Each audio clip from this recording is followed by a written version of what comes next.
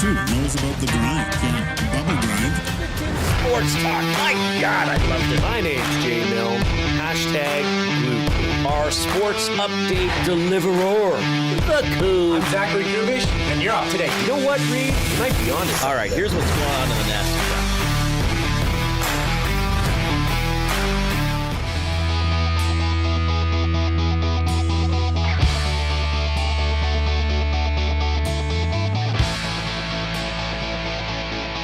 Dun, da, da, da.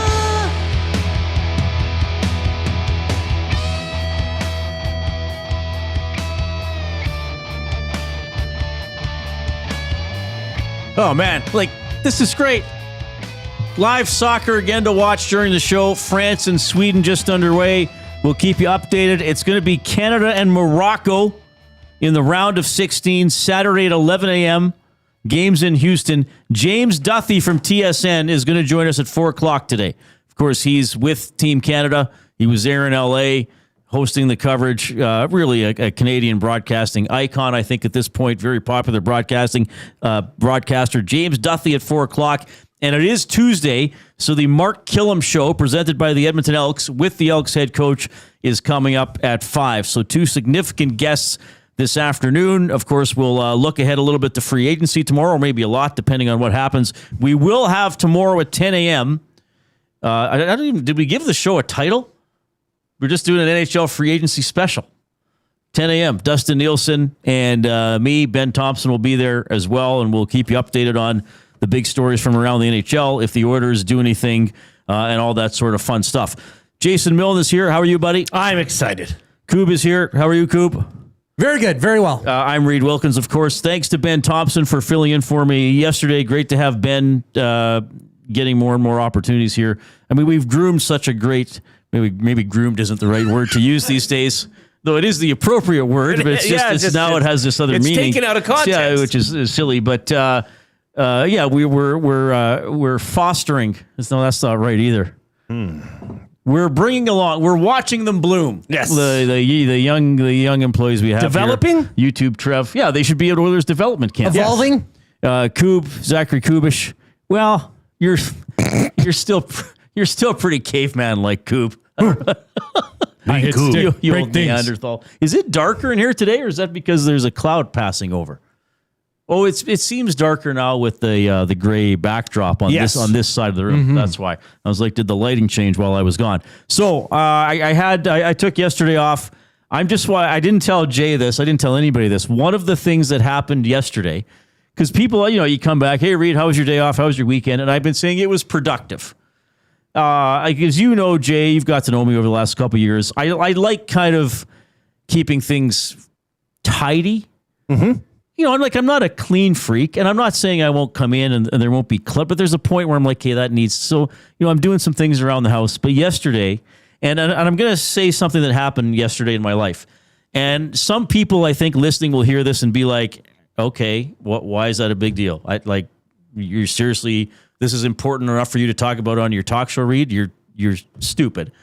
But I also know other people will be like, oh, my God, Reid. That is so awesome that what do you happened. think my reaction is going to be? Oh, you're going to love it. Okay. You're going to love it. So part of my day yesterday, my dad helped me because he's got a little pickup truck. He still has a 1999 Toyota Tacoma. Yes. Side note that he still bombs around in occasionally. Is it extended cab or a regular cab? Is there a little row in the back There's seat? a very small row in the back seat. So you had to sit sideways. Yes. So we rarely have more than 2 people in there. And so I didn't wind up going on the final part of this journey because my mom was there, and I was like, okay, well, I guess I don't need to go. But Dad swung by my house, and we loaded some stuff out of my garage to go to the eco station. Really? Got it out of there. Oh, yeah. Oh. Boxes that needed to be cut up, a couple of... remember that pantry I said that the doors came off, and so those satisfying was some old bunch of old batteries in a little baggie. Oh yeah, that was part of my day, getting that stuff battery baggie out of be there. gone. Yeah, some hunks of wood. How long have you been wanting to do that? Well, I don't know. It's just some of the stuff was there, and it wasn't like a truckload. Right. But it's like, okay, Dad said he was going to go, and he had some of the yard shavings, the grass shavings, or whatever. So away it went. And now the West Mount or what's it called? The Coronation Eco Station is like being renovated. It's being expanded.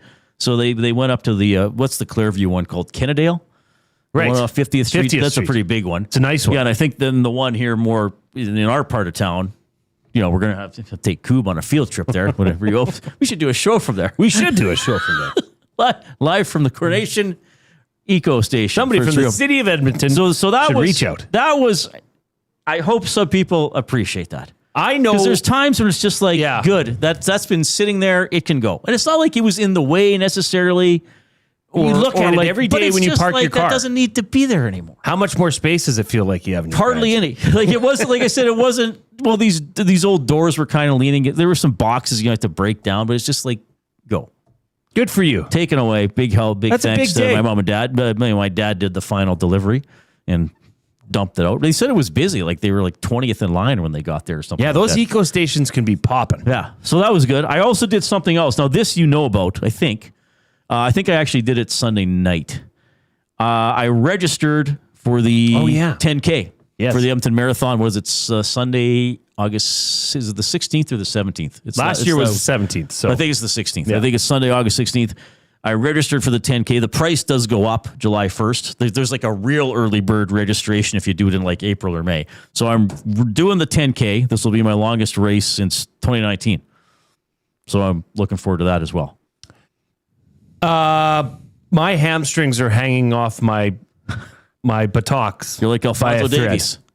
I honestly don't know if I'll be able to do it. So here's the funny thing. This is an interesting story. I took my daughter to work out. Oh, nice. She's of the age. She's wanting to get a little bit more fit and more, develop some strength. So we went to Millennium Place in Sherwood Park and worked out. I'm like, perfect. I too will work out with you, and this will be great. This will be a great daddy-daughter event. So I do workouts. I run a kilometer on the track, then I go do a set of something. Okay. Then I finish that 3 sets, and then I go do another kilometer. And I run 4 kilometers, do 4 different sets. I'm exhausted. It's a good workout. My last run, and I've had this issue with my shoes, Okay. my new running shoes, that I've tripped in them. Oh, I'm no. not used to them yet because they're quite thick on the bottom. They're not like too long. No. They're perfectly fit, but I don't know what it is. I have not tripped outside. The only times I've tripped is when I'm running on an indoor track. Interesting. Okay. And I tripped bad on my last run. And I'm probably a little tired, so the legs are hanging a bit lower. And I went to recover, and I had to because there was ball hockey games going on. People Right. I didn't want to totally bail and do a yard sale and make an ass of myself. So I tried recovering, and I destroyed my hamstring. Like it immediately went, and I was walking not good. I burnt my butt cheeks for the rest of the way the rest of the Now, day. is it your intention, if you're healthy, to run the half marathon, or would you be fine running the 10K, or is it half or nothing? And is your family doing distances? No, I don't think the family's going to be doing any distances. I don't know. I might look at the 10K. Okay. Say okay. I might just take this year off. Okay. To be honest, because my hamstrings are not good. Okay, that's fine. Well, Like, we were doing a month and a half away. We were doing flying a by. It's hard- dribbling it's hard drill to there believe. with a soccer ball, and I think I hurt myself. You did quite well. I think that video is coming out on Friday, so something to look forward to. We got. Oh, hang on. Sorry, Jay. There's something. I just get the notice here in my ear about because the World Cup. A lot of games going on. Like there's more to the World Cup than just what's going on. Oh yeah, we got an update here. We got a goal that's been scored. This is from Group F in Boston. Oh, okay.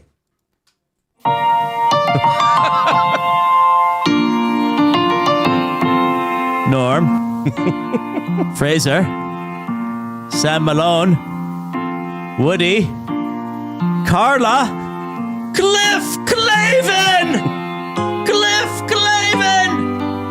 The mailman delivers, and now everyone shall know his name. Take a break from all your worries. It's time for cheers. Advancement no longer in jeopardy. Who is a heroic goal scorer? The answer, of course, is Cliff Clavin. That's okay. Personal favorite. That goal from Boston, Group F. That was Group F, I believe. Yeah, fantastic. I might see if we could replay that goal later in the show. That was fantastic. Oh yeah, we could see if we could get it. Yeah, what a play by keep the audio right there. Yeah, well done. Who's the announcer? He's an announcer. He seems to be the same every time. Oh yeah, it's just he's busy calling a lot of games. Right, yeah, he's very very busy calling a lot of games. We'll have to find a name for this. Well, yeah, we'll see if we got his name. We're happy to hear from you, of course. Your involvement is always fun for us. First of all, if you're on YouTube, you can chat in the Nasty Chat. That's the chat stream going down the right-hand side of the page. If you're new to the show, the Nasty Chat is like the lingo for it. It's the fun name. You don't have to be nasty. There's no secret way to get in. Just get in there and post. We don't always read stuff on air from there, but get in there and chat with your fellow audience members. And remember, if you're on YouTube, subscribe to Edmonton Sports Talk if you haven't already, and click that thumbs up icon. Click, click, click. Must you click? Please, please click. Must you click? You must click. Thumb, thumb, thumb. And once you've given us a thumbs up, help get other people involved by clicking the share button. Do you believe in life after love? Send the show link off to other people that you know. Say, hey, check out Edmonton Sports Talk. They're all over the Oilers coverage. They're all over the Elks coverage, World Cup, whatever else is going on. You can text us 780-218-9999, and that is the River Cree Resort and Casino inbox. Now, the website is rivercreeresort.com. You can find out all the stuff you need there. You know, the entertainment and all the shows, a big part of what they do. Gowan's Thursday night, the Strange Animal 40th anniversary. I can remember when that was a brand new album. Ziggy Marley coming up July 5th. David Lee Roth, July 10th. Collective Soul, July 28th. Streetheart and Lee Aaron, July 30th. That's just looking at the month of July. There's shows going on into August, so go to rivercreeresort.com. The inbox, 780-218-9999. You can email Reid at edmontonsportstalk.com, Jay at edmontonsportstalk.com. We love hearing from you. We encourage limericks coming into the email. The limerick topic today is 1980s and 90s sitcoms. So work in titles of shows, characters' names, actors, actresses, plot, storylines, whatever you want. Cheers has got to be up there. Should we focus on Cheers? Let's focus on Cheers. Let's focus on Cheers. The limerick topic today is the TV show Cheers. I think most people, well, Coop probably when I played the first notes of that for that's like you knew how long did it take you? Immediate. Right there. So I found it without lyrics. That song almost makes me emotional. Right. Because there's such a strong tie to it. Do you know about that show? I know about it only because I work at EST. Okay. Because you guys talk about it. There might be an under 30 crowd, maybe. But that show was just... And that's a kind of show that if you went back and you watched it again right now, it would still hit. I agree, because it was so character-based. Like, Yes. it doesn't need to have cell phones in it. No. Like, Norm would be hiding a cell phone. He doesn't want Vera to call him when he's at when he said Cheers. They'd have a cell phone bucket. Woody wouldn't know how to work his. No, Fraser would encourage no screen time. Right? He'd be like, hey, Cliff Clavin, though, would be the guy that would be like, check out this meme. He'd be annoyingly, he'd have like 10 Instagram accounts. Yeah, he'd be doing trivia, online trivia. He'd do Wordles. Yeah, I can't figure this one out. It's hey, Normie. Yeah. So what anyway, a show. Yeah, the limerick topic today will be the television show Cheers. Was that all the ways to get a hold of us? Nasty Chat, River Cree Resort Team Box, emailing. I mean, you could phone us, but I don't even know Messenger what pigeon? our reception number is. Yeah, if you want to send a messenger pigeon. Dial 0 and ask for Edmonton Sports Talk. See where they put you through. Connecting you now. The old switchboards in the movies. All right, so that's how you can connect with us. We always love hearing from you. Oh, I want to remind you, we do have the Mark Kllum show coming up at 5. Elks at Lions in Kelowna, 5 p.m. Saturday. So when are you in Awanakon? 4 p.m., Reid, right from here. The Commonwealth Green and Gold kickoff show. Okay, and post-game show as well. And post-game show. Yeah, Oh, yeah. 3-0 against 0-3, and the Elks are the 3-0 team, which is a nice change from recent years. Okay, we better get to this. It is the afternoon headlines presented by 100.3 The Bear, Edmonton's best rock. Stream them on iHeart today. This is Chet Palmer with your sports report. Norway beat Ivory Coast at the Footy Fest. Hey, let me tell you, after 12 hours at the craps table, my brother-in-law could use some Ivory soap. Those penalty kicks last night were so sloppy, it looked like an episode of The Three Stooges. Hey, Jason Milne, is that Larry Curly or Moe in your pocket? Nyak, nyak, nyak.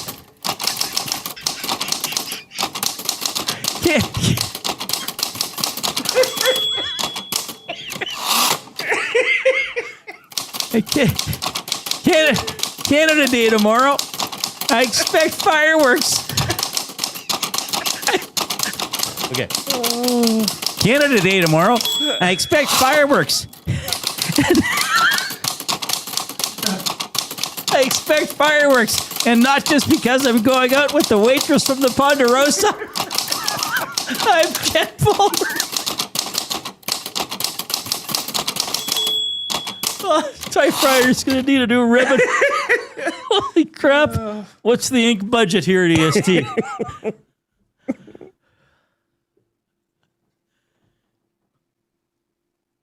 I wonder what Kawhi Leonard would have thought of that, Reid.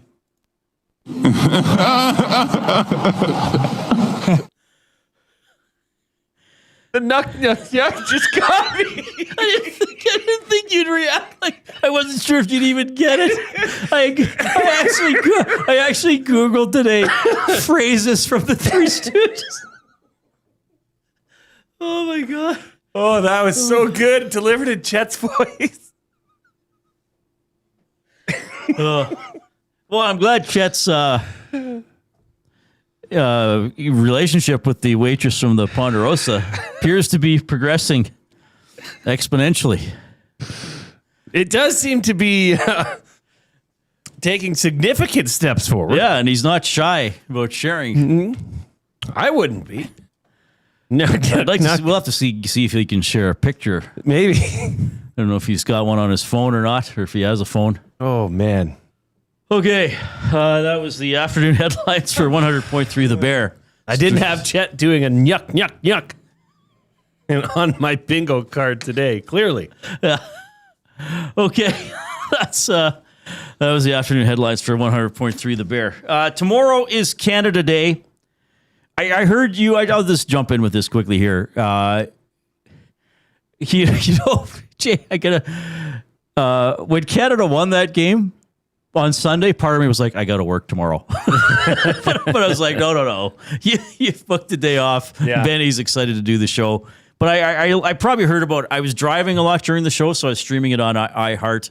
You know, I was in and out of a couple stores, so I didn't catch quite everything. But I heard when you guys talked about what did Benny do for buying and selling for Damon Bunting? Is that the biggest Canadian moment since the Crosby golden goal? Yep. I mean, the Canadian women's soccer team did win a gold medal in a very thrilling shootout. That was pretty fun to watch. I mean, we got gold in the 4x1, right? Yes. Was that the 2020 Olympics that were actually in 2021? Yeah, that was DeGrasse. Right. And it was very unexpected. Yeah, like we were good, but we won. But I would say that I mean, when I talk about Canadian moments that I've witnessed, so for me that eliminates the Paul Henderson goal because I'm not quite old enough. I was born 2 years after it happened. That doesn't diminish the significance, but for stuff I have witnessed, I mean, I always speak very highly of Bailey's gold medal in 96 and then the relay win in 96. The Mario Lemieux goal is huge for me from 1887, certainly the Crosby goal. And then to me, this goal enters that pantheon. Like it's a signature. Oh, there's France on a breakaway and we got a 1-0 lead. Offside. It must have been offside for him to be that. Yeah. The flag is up. That's Kylian Mbappe. Uh-oh. I think Benny had a little play on that. Yeah, that's offside. Is it? I always want to think it's not. Now, okay, let's talk about, does an offside have to be any body part or the entire body? Pass. No, it's any body part, yeah. Any body part. Okay, so yeah, that was clearly offside. Continue on. I want to hear your... Yeah, I mean, it's just that's an epic goal. Just the moment to take Canada the furthest they've ever been into the World Cup. And, we'll be great on Saturday if there's an even bigger moment. That's going to be really tough, which we'll talk about later, and with James Duthie. But that was just the fact that it was late in the game. The player who's been on the national team for a long time, even his personal story, but the way it was scored, the timing. It was kind of a dramatic shot. That was a very memorable moment. So that, to me, that's up there in one of the greatest Canadian sporting moments ever. And again, because I know I say this all the time, but I do mean it, and we have to be honest. The large majority of the world does not care about the sport of ice hockey. They even would have to call it ice hockey like I just did. Yes. Right? Like, if you went up to most people, Mario Lemieux in 1987, they'd be like, what? That like when your brother was born? Like, right. But most of the world, and I'm not saying that they all care about it, but that was like, hey, Canada did something. It'd be like for us if Latvia got a bronze in hockey. It's like, hey, that was the year this team that had never done anything did something. There was just so many historical ties to it. I mean, it made history for Canada soccer, getting to the round of 16, first goal in extra time for a team to qualify for the round of 16 for the first time. This was huge. And I think it's also, Reid, that plays into it is that it wasn't expected. Like, if you were to say at the start of the World Cup that Canada would get second in their group or third and bow out in the round of 32, you'd say, okay, well, hey, that's a big step for Canada. Right.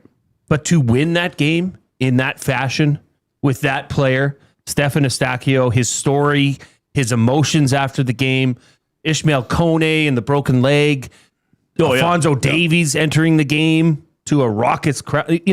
There were so many layers to that victory that made it so significant. Yeah. Well, I mean, that's, to me, like, again, no disrespect to NHL free agency. Of course, we're going to cover it. We're doing a special show tomorrow. This is the story. This is the story of the week. Probably going to be the sports story of the year in Canada. Even if we lose on Saturday. Like, is this not, are we not living it right now? Are we not living the good old days, so to speak? Of the calendar year 2026? Yeah.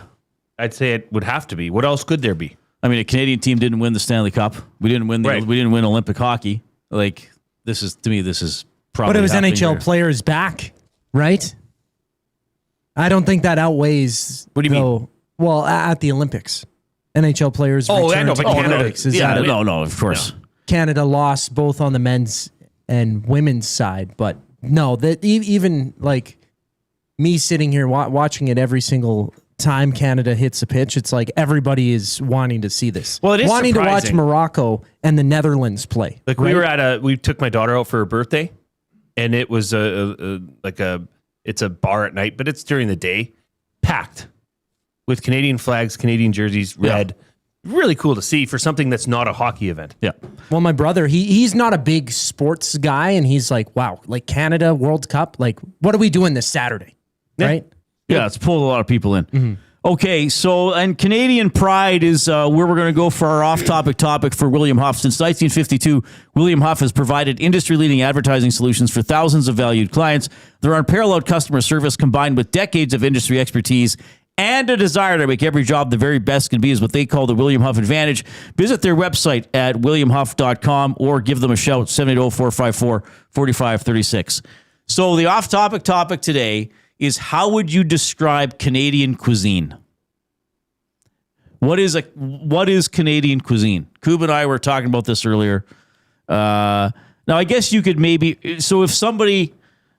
Okay, because if somebody was like, what do we think of as Italian cuisine? We think of pasta. Of course, they serve other foods. Of course, they can do other things well, but you think of pasta. The first thing that comes to mind for me is beef, Alberta beef. Right. Which is world-renowned. And I was thinking about this because, okay, what would you give to someone and say, this is Canada? Right. In a culinary experience. So that's another thing too. What would you, if you were to serve a Canadian meal, what would you serve somebody? I would serve, well, I've done this, Reid. I've had family over, my cousins and aunts and uncles come over from Northern Ireland. And that's what we serve is, Alberta beef. Tenderloin or, a nice a nice cut of Alberta beef. Right. I think that is, I don't know, that seems very Canadian to me. Now it might, are you going to say poutine? I mean, it's got a place for sure. Yeah, for sure. But okay, Mike Weir won the Masters, right? Oh, what did he serve again? Okay, but that's Did he serve elk?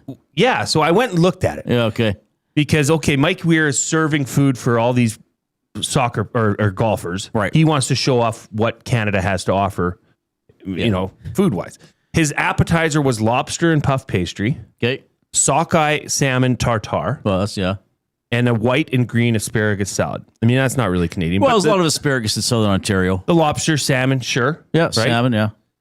Main courses, roasted rack of elk, wild boar, and chanterelle mushroom bundles, filet mignon, fried chicken, and sautéed pompano. So, I mean, elk, boar. I don't know that the boar is necessarily synonymous with Canadian cuisine. Elk, certainly. Filet mignon, certainly. That's beef tenderloin. Right. I don't know. I can't get off the beef thing. What do you Yeah, I mean, and like you're saying Alberta beef, but that's not unique to Alberta. That you go to Ontario and it's like, oh, this is Alberta beef. Or like I've been out with an uncle in Ontario, and he's like, if you want steak, I should let you know it's not Alberta beef here. Like he was almost like, hey, so because it is a cut above. Yeah, it is very good. And I've been in the States and had like the Nebraska beef. It's not as good. Like it's still a decent it's steak. different way they feed they their feed animals. them differently, right? Well, because in the Corn, grain. Yeah, in the States they just feed them Kool-Aid. That's right. The cows just eat. Oh yeah. Just through the side of the barn. So that's it for Canada Day tomorrow. This is how we have to come up with a Canada themed topic. So describe Canadian cuisine or serve a Canadian themed meal again to somebody not from Canada who maybe doesn't know a lot about Canada. This is probably going to be difficult because we're a large country. There are some regional differences, but what would be a Canadian meal that you would serve? 780-218-9999 is how you text us, the River Cree Resort and Casino inbox. All right, so we have James Duthie coming up at 4 o'clock. He's with Team Canada in Houston for their match coming up on Saturday. The Mark Kllum Show with the Elks head coach is at 5. Right now with a sports update, our good buddy Zachary Kubish.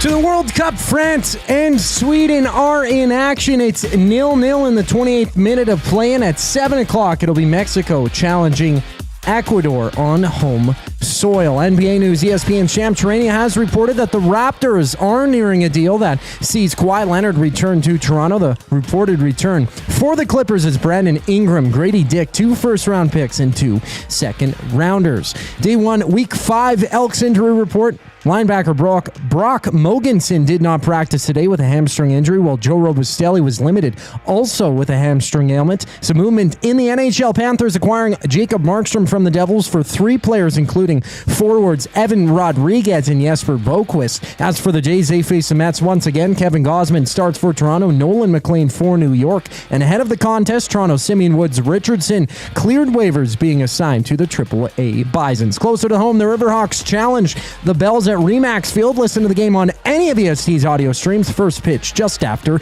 7 o'clock. This sports update is brought to you by the Edmonton Elks. It doesn't start on game day. It starts before kickoff. Get your single game tickets today and be there for every hit, catch, and touchdown. Lock in your seats now at goelks.com/tickets. More on the Reid Wilkins Show following the break here on Edmonton Sports Talk. I'm Zachary Kubish, keeping you in the loop. 2 guys and a goalie. We do have a trade to discuss. Did involve a goalie. How about this? The Florida Panthers, who had no goalies, have traded for 2 goalies in the last 24 hours. And the Edmonton Oilers, the only goalie trade they could make forever was Tristan Bloody Jarry. Now, Markstrom hasn't been great lately, but Florida's thinking, hey, behind us, he's going to be good. And then they traded for Akira Schmid as well. 2 guys and a goalie, presented by GS Construction. Tuesday and Thursday afternoons at noon, only on Edmonton Sports Talk. Your clear choice for Edmonton sports. We have what you're looking for. GD Liquidators is Edmonton's one-stop shop for new and used warehouse, office, and industrial items since 1987. You'll find what you want when you want it. Give us a call, visit us in store, or check out the monthly auctions at gdliquidators.com. 100% Canadian owned and operated. We have what you are looking for. GD Liquidators. This summer, River Cree Resort and Casino welcomes reggae royalty for an evening with one of the world's most inspiring entertainers, Ziggy Marley. 9-time Grammy winner, Emmy winner, activist, storyteller, musician, legend. Ziggy Marley, The Bright Side Tour. July 5th at the River Cree Resort and Casino. Get tickets now at rivercreeresort.com. GCL Diesel has been serving oil country since 1972. From diesel cars to SUVs to pickups. From farm tractors to school buses to a big rig. From diesel generators to forklifts, GCL can test, troubleshoot, and repair all diesel fuel system components. Whether it's injectors, pumps, turbos, filters, or additive, GCL has the parts you need to keep your diesel running the way it should. For genuine diesel parts at wholesale prices, visit GCL Diesel in the West End or online at gcldiesel.com. GCL Diesel. Diesel understood.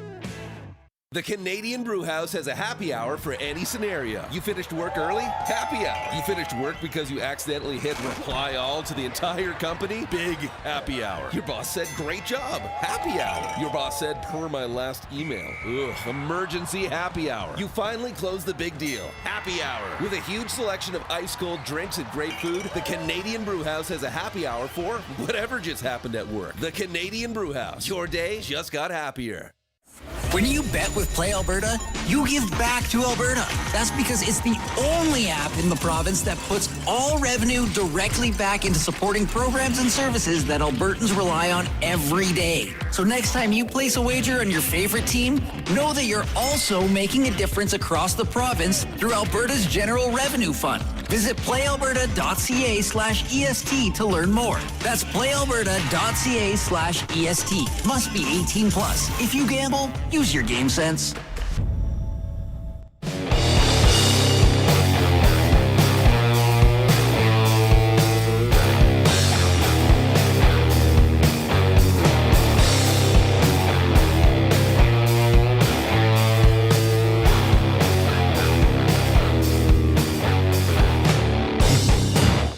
All right, hope you're having a great afternoon. We have France and Sweden on the television, 33rd minute, 0-0. France did score, but it was offside. So we'll keep an eye on that one for you. We are in the Canadian Brewhouse studio, so you have until, well, the end of business tonight to try the wing flavor of the month at the Canadian Brewhouse. We've tried it. We tried it at the start of the month. It's really good. Maui pineapple flame grilled wings tossed in a sweet and tropical Maui pineapple sauce. I picked up some stuff at the brew house last week. I got some wings. The gyoza are great. Got some dry ribs. What else? The bacon wrapped jalapeno. Ooh, they got great pub food there. Really good. Good. And we're in the Canadian Brew House studio. The off-topic topic is describe Canadian cuisine, or what would be on the menu for a Canadian meal you had to serve to somebody who was not Canadian. Graham says pulled pork poutine. Well, that's a good idea. Big Dave says bannock is always the first thing that jumps to mind when thinking of Canadian food. Well, that's really a good too. one. Yep. Timber Woodsman, bison. Mike from Calgary, anything maple. Anything maple. Wow. This is a good one from Leon's Body Language. Poutine with a pulled Alberta beef tenderloin and Nanaimo bars for dessert. Oh. So our buddy Doug Plagans, Florida Panthers play-by-play, remember they were in Edmonton the day before the game. We went to, where did we go? I think we just went to Brewster's. Yeah, didn't he have... And he was like, I better get a bison burger. I'm in Canada. I'm in Alberta. I better get a bison burger. Yeah, well, that's kind of says a lot. Right. I think some form of beef. Mex Bezozu says Hawaiian pizza. It's an interesting one. Is Hawaiian pizza strictly Canadian? Did it not start in Canada? I thought the Hawaiian pizza started in Canada.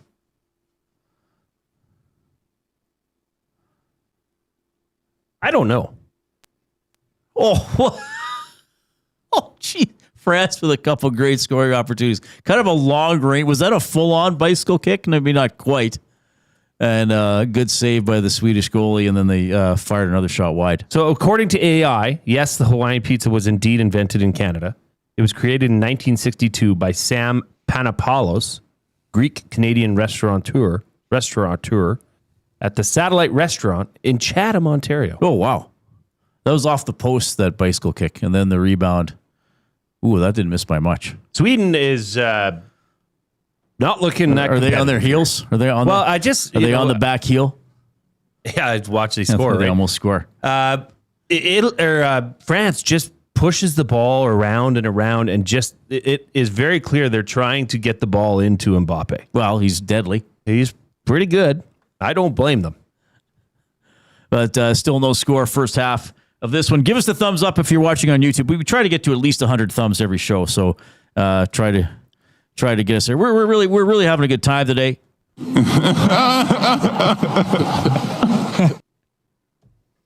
So do you want to? I don't know. We're just going to drop that in. If Kawhi Leonard is going back to Toronto.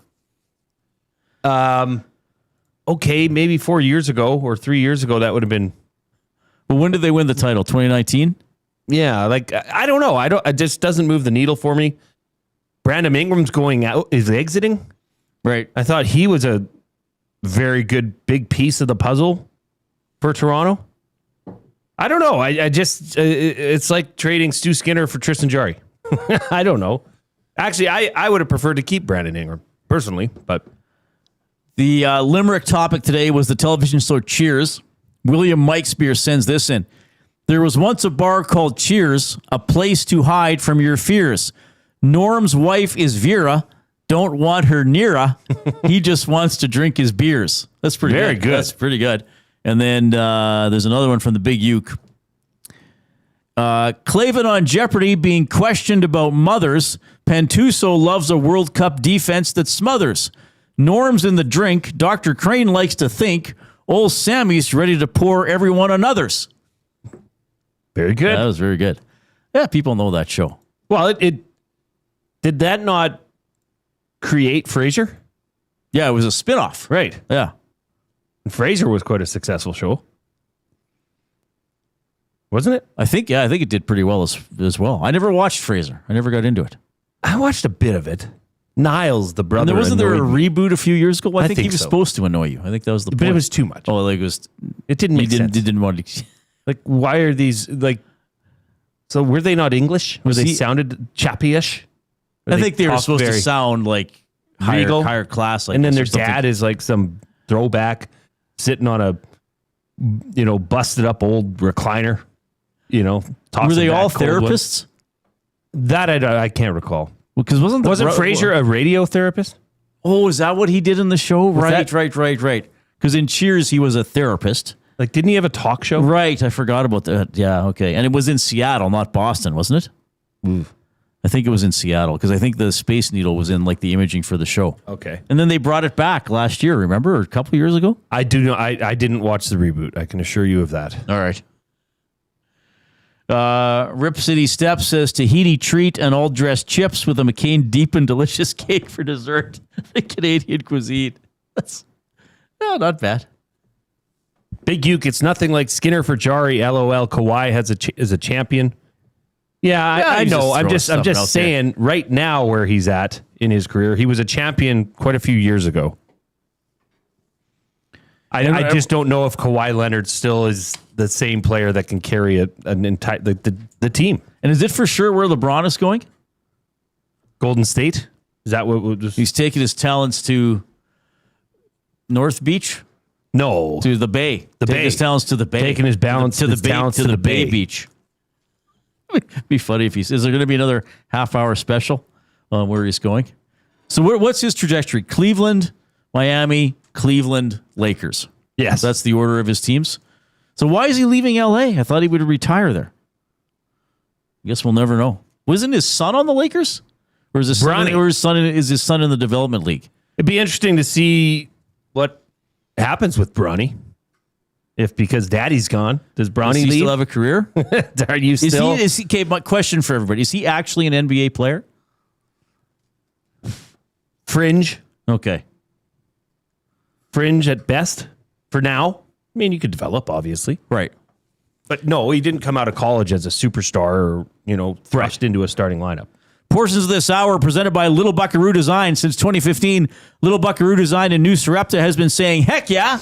Heck yeah! We can do that. From heat press and embroidery to rhinestones, sublimation, DTF, signs, and custom decals. Decals! Michelle and her team can make it happen. Stop by the showroom at 5063 Center Ave in New Sarepta. Call 780-984-2872 or check out their website at lilbuckaroodesign.ca. Great partners of the show. They made this shirt that I'm wearing. The AM or Sons of AM Nasty shirt. Kind of a knockoff on the Sons of Anarchy, right? Is that not where it's from? I believe so. Great stuff. It's really comfortable shirt. So check them out.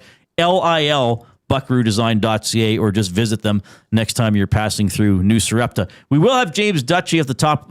James Duthie at the top of the hour. I want to ask him, Jay, about Jesse Marsch, the head coach of the Canadian men's soccer team. We've seen him coaching for a while now. I always find him very interesting to listen to. There was the audio in the huddle after the game about the players being Canadian heroes. He was asked about that. He goes, well, I know some people say it's performative, but really that's a moment when I can talk to my team and I don't really care what other people think. I personally love this guy. He's winning. He's taken the Canadian program to new heights. He was asked as well about what he likes about Canada, and he basically said, well, Canadian people are very humble, very accepting, very, very, very welcoming, very hardworking. And he goes, a lot of Americans are sort of considered brash and loud. And he said, I guess I'm kind of like that too. But I think that's what you need in that role, right? He's not like, and I think we went through this in Canada in a lot of sports besides hockey. Even when I was a kid in the 80s, we got a participation ribbon. Hey, we finished 8th out of 8 people in the final. Of a track and field event. I like the way... let's go for it. Yeah, I like the way he handles even the team. way they play. I like the way he's handled his media availabilities. He's very direct. He's very well spoken. But you can see that his team respects him. Those players respect him as their coach. When they do that huddle at the end of the game, you don't see anybody kind of like, this jackass again, trying to pump it. No, they're engaged. Because obviously what he's saying is meaning something to those players. I don't think he's just grandstanding or doing it as a show. But I also think that he took advantage of a great situation, Reid, where they made something happen that many Canadians thought they may not see in their lifetime. Is Canada advancing to the round of 16 at the World Cup and saying, you are Canadian heroes. And even if he knew that would be caught by camera or by audio, good for him. Yeah, what's wrong with that? What's wrong with that? What's wrong with celebrating your athletes? Yeah. And he's, tip it all off, he's not even a Canadian. No, which is great. But he certainly, embodies a lot of Canadian spirit. 780-218-9999 is the River Cree Resort and Casino inbox. James Duthie is, of course, with TSN, with Team Canada in Houston. He's going to join us at the top of the hour. Jay's Play of the Day is coming up. Here's the Coop.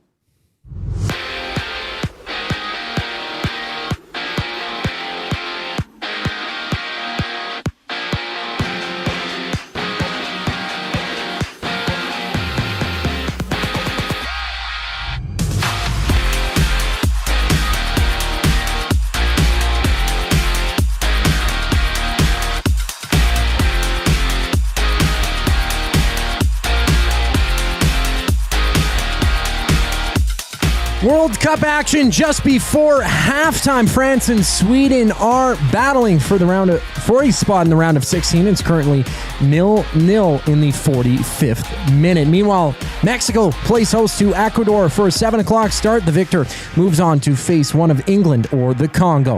In NBA news, ESPN's Shan Sharania has reported that the Raptors are nearing a deal that sees Kawhi Leonard return to Toronto. The reported return for the Clippers is Brandon Ingram, Grady Dick, 2 first-round picks, and a and 2 second-round selections. Day 1, Week 5 Elks injury report. Linebacker Brock Mogensen did not practice due to a hamstring injury, while Joe Robustelli, he was limited also with a hamstring ailment. Some movement in the NHL. Panthers acquiring Jacob Markstrom from the Devils for 3 players, including Evan Rodriguez and Jesper Boquist. As for the Jays, they're in action once again against the Mets. Kevin Gausman, the starter for Toronto. Nolan McLean for New York. And ahead of the contest, Toronto, Simeon Woods Richardson cleared waivers, being assigned to the AAA Bisons. Locally, it's the Riverhawks challenging the Bells. Listen to the game on any of ESC's audio streams. First pitch just after 7.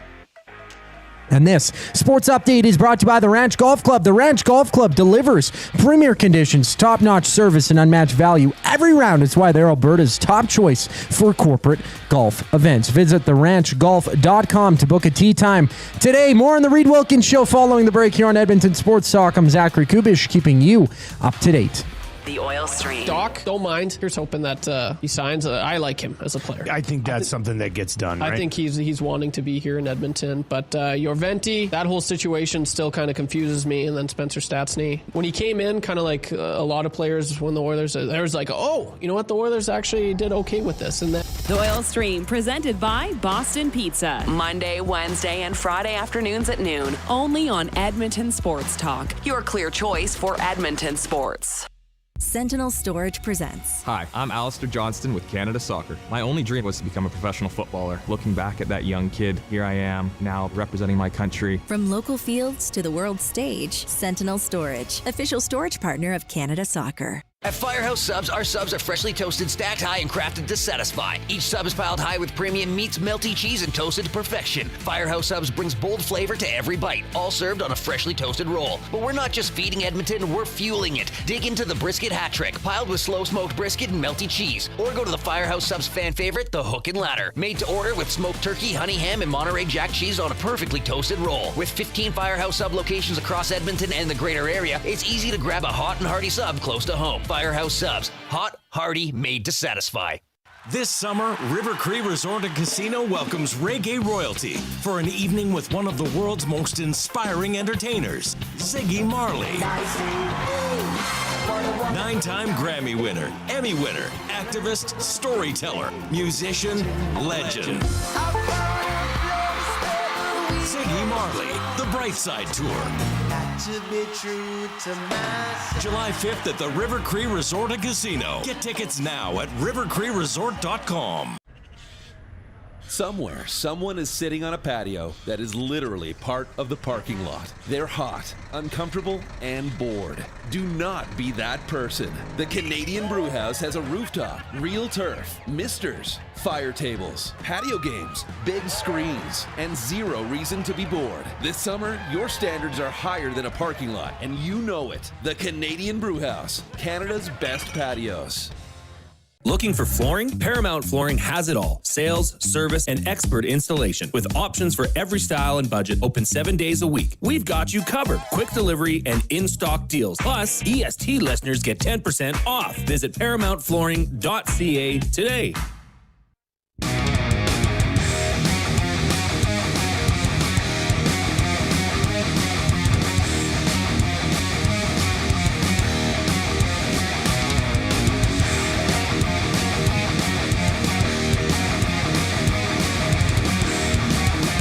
Mbappe with the goal for France. Got it down low. Beauty move into the box. Fired it to the far side. Kind of bent it in. What a goal. What a goal. Great Just goal. Tight quarters. France dominating. Should be halftime. Oh, right now. So there you go. France up 1-0 on Sweden. Canada, Morocco, 11 a.m. Saturday.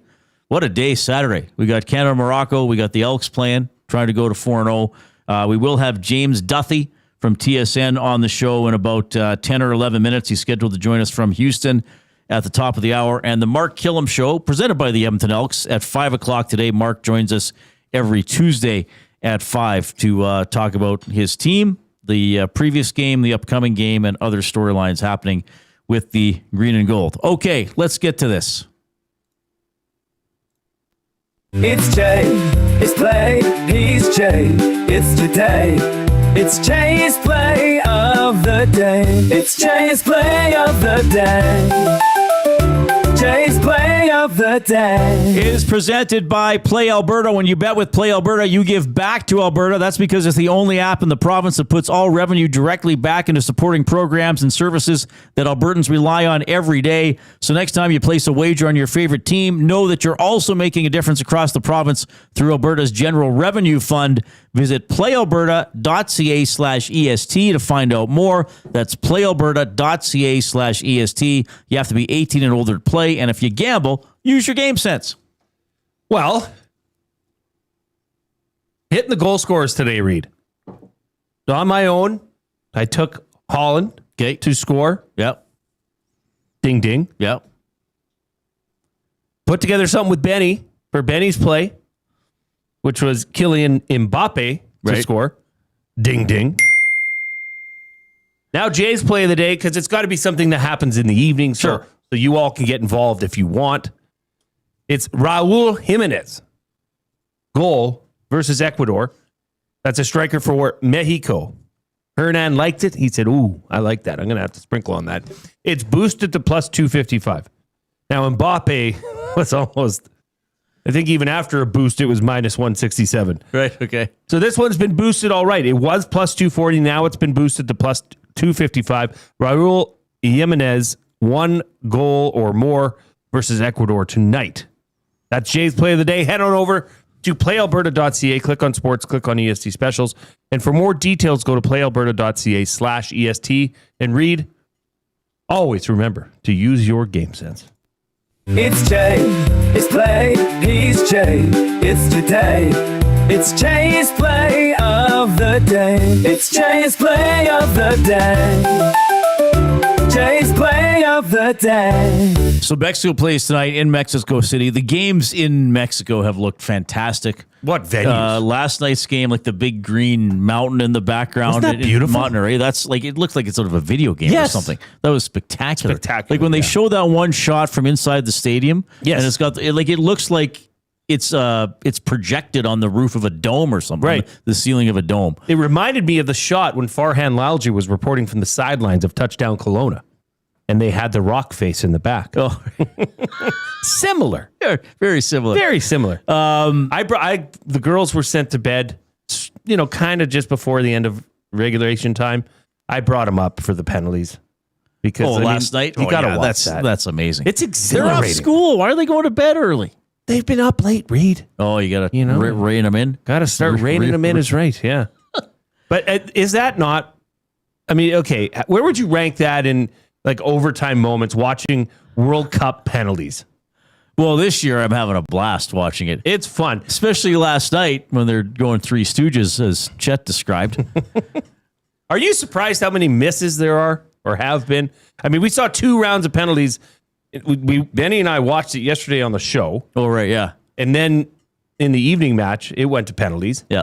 Are you surprised with the amount of misses? Well, a little bit. Or is that just an easy thing for people that don't play? It's easy for people to say, how do you miss the net? Sure. Well, the goalies are pretty big. They're pretty quick. If they guess right, they can often stop it. But when players, didn't the German player blast one over the net? I mean, that's got to be, and there was a shot wide. Was it last night that went wide? Or there's a couple that were wide. Right, and off the post. But then there was a Netherlands player, I forget his name. He's a tall guy with the long hair and a little ponytail. He delivered, he's a right-footed shot. And I was talking to you about it earlier. About a 4-foot square in the top left corner, say 5 foot. Mm-hmm. If you blast that there, I really don't think there's a chance, even if a goalie guesses that way, that they can get there. Pretty hard to stop. Yeah. But that's then all these games. I mean, penalty kicks. Canada scored late. Brazil scored late. Sure. I guess Norway didn't score really well. Norway scored relatively late. I don't think it was it an injury time? Morocco scored late. Oh, Morocco scored late to tie it. Yeah. Right, and then they go through the overtime. Yeah, it's been a blast following this tournament for sure, and at least one more game for Canada, which we're going to talk about with James Duthie here in about 5 minutes. He's going to join us from Houston. Of course, he's with the Canadian national team. We'll do the 4 o'clock break right now. The Lock Shop. Back to what you were talking about with LeBron. Yeah. Like, all shots and cheap shots aside, that's wild. Now, I'm with you. Cleveland is absolutely the right place for That's him to the fit. feel good, farewell a year, maybe two. Really good team as well. I mean, they were really good this year. I mean, obviously, we joke, but he doesn't want to go to, Sacramento or... The Lock Shop, weekday mornings at 11, only on Edmonton Sports Talk, your clear choice for Edmonton sports. You've always known GCL Diesel as the experts in diesel fuel systems, but did you know that GCL is also your source for turbochargers and turbo repair? As a turbo supplier for Garrett, Borg Warner, and Holset, GCL can provide genuine original equipment turbos at wholesale prices. Whether it's diesel, gas, natural gas, or performance, we can provide you with the turbo or custom repair you require. Turbo questions? We've got turbo answers. Visit us in the West End or online at gcldiesel.com. GCL Diesel, turbochargers, understood. Looking for a delicious meal without the hassle? Head to Pasta Pantry in Sherwood Park, your home of the game day meal. From handcrafted fresh pasta with rich homemade sauces to ready-to-heat family meals, Pasta Pantry brings authentic Italian flavor straight to your table. For over 30 years, Pasta Pantry has served hot, delicious comfort food made right in our kitchen. We do it fast so you can slow down. Visit Pasta Pantry in Sherwood Park today and taste the difference fresh makes. Pasta Pantry, real food, real fast, real good.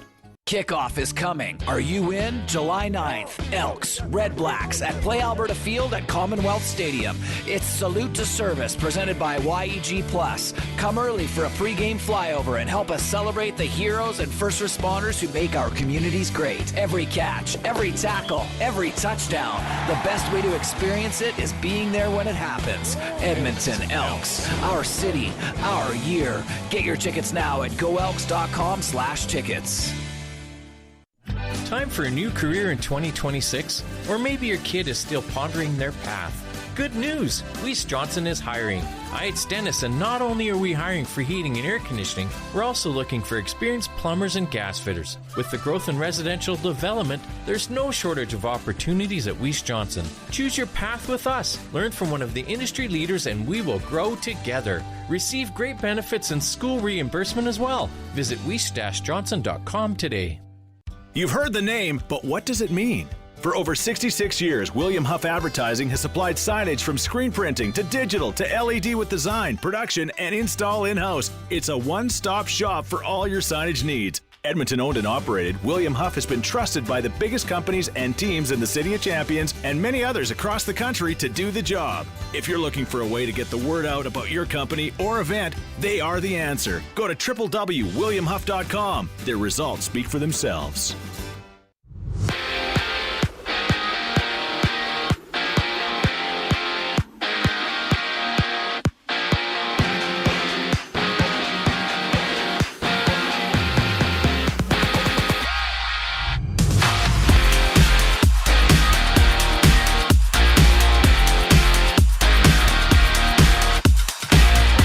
World Cup action, France in Sweden battling. France up 1-0 at halftime. Both teams trying to punch their ticket to the round of 16. Winner of that match goes on to play Paraguay on Saturday. Meanwhile, Mexico, they play host to Ecuador at 7 o'clock tonight. NBA News, ESPN Shams Charania reporting that the Raptors are nearing a deal that sees Kawhi Leonard become a Toronto Raptor once more. The reported return for the Clippers, Brandon Ingram, Grady Dick, 2 first-round picks and 2 second-round selections. Day 1, Week 5, Elks injury report. Linebacker Brock Mogensen did not practice with a hamstring injury. Elks in action against the Lions on the road Saturday. As for the Jays, they face the Mets once again. Kevin Gausman starting for Toronto, Nolan McLean for New York. And ahead of the contest, Toronto's Simeon Woods Richardson cleared waivers, being assigned to the AAA. Bisons at home. It's the Riverhawks challenging the Bells. Catch the game on any of EST's audio streams with first pitch just after 7 o'clock. I'm Zachary Kubish. That was your sports update. The second hour of the Reid Wilkins Show starts right now.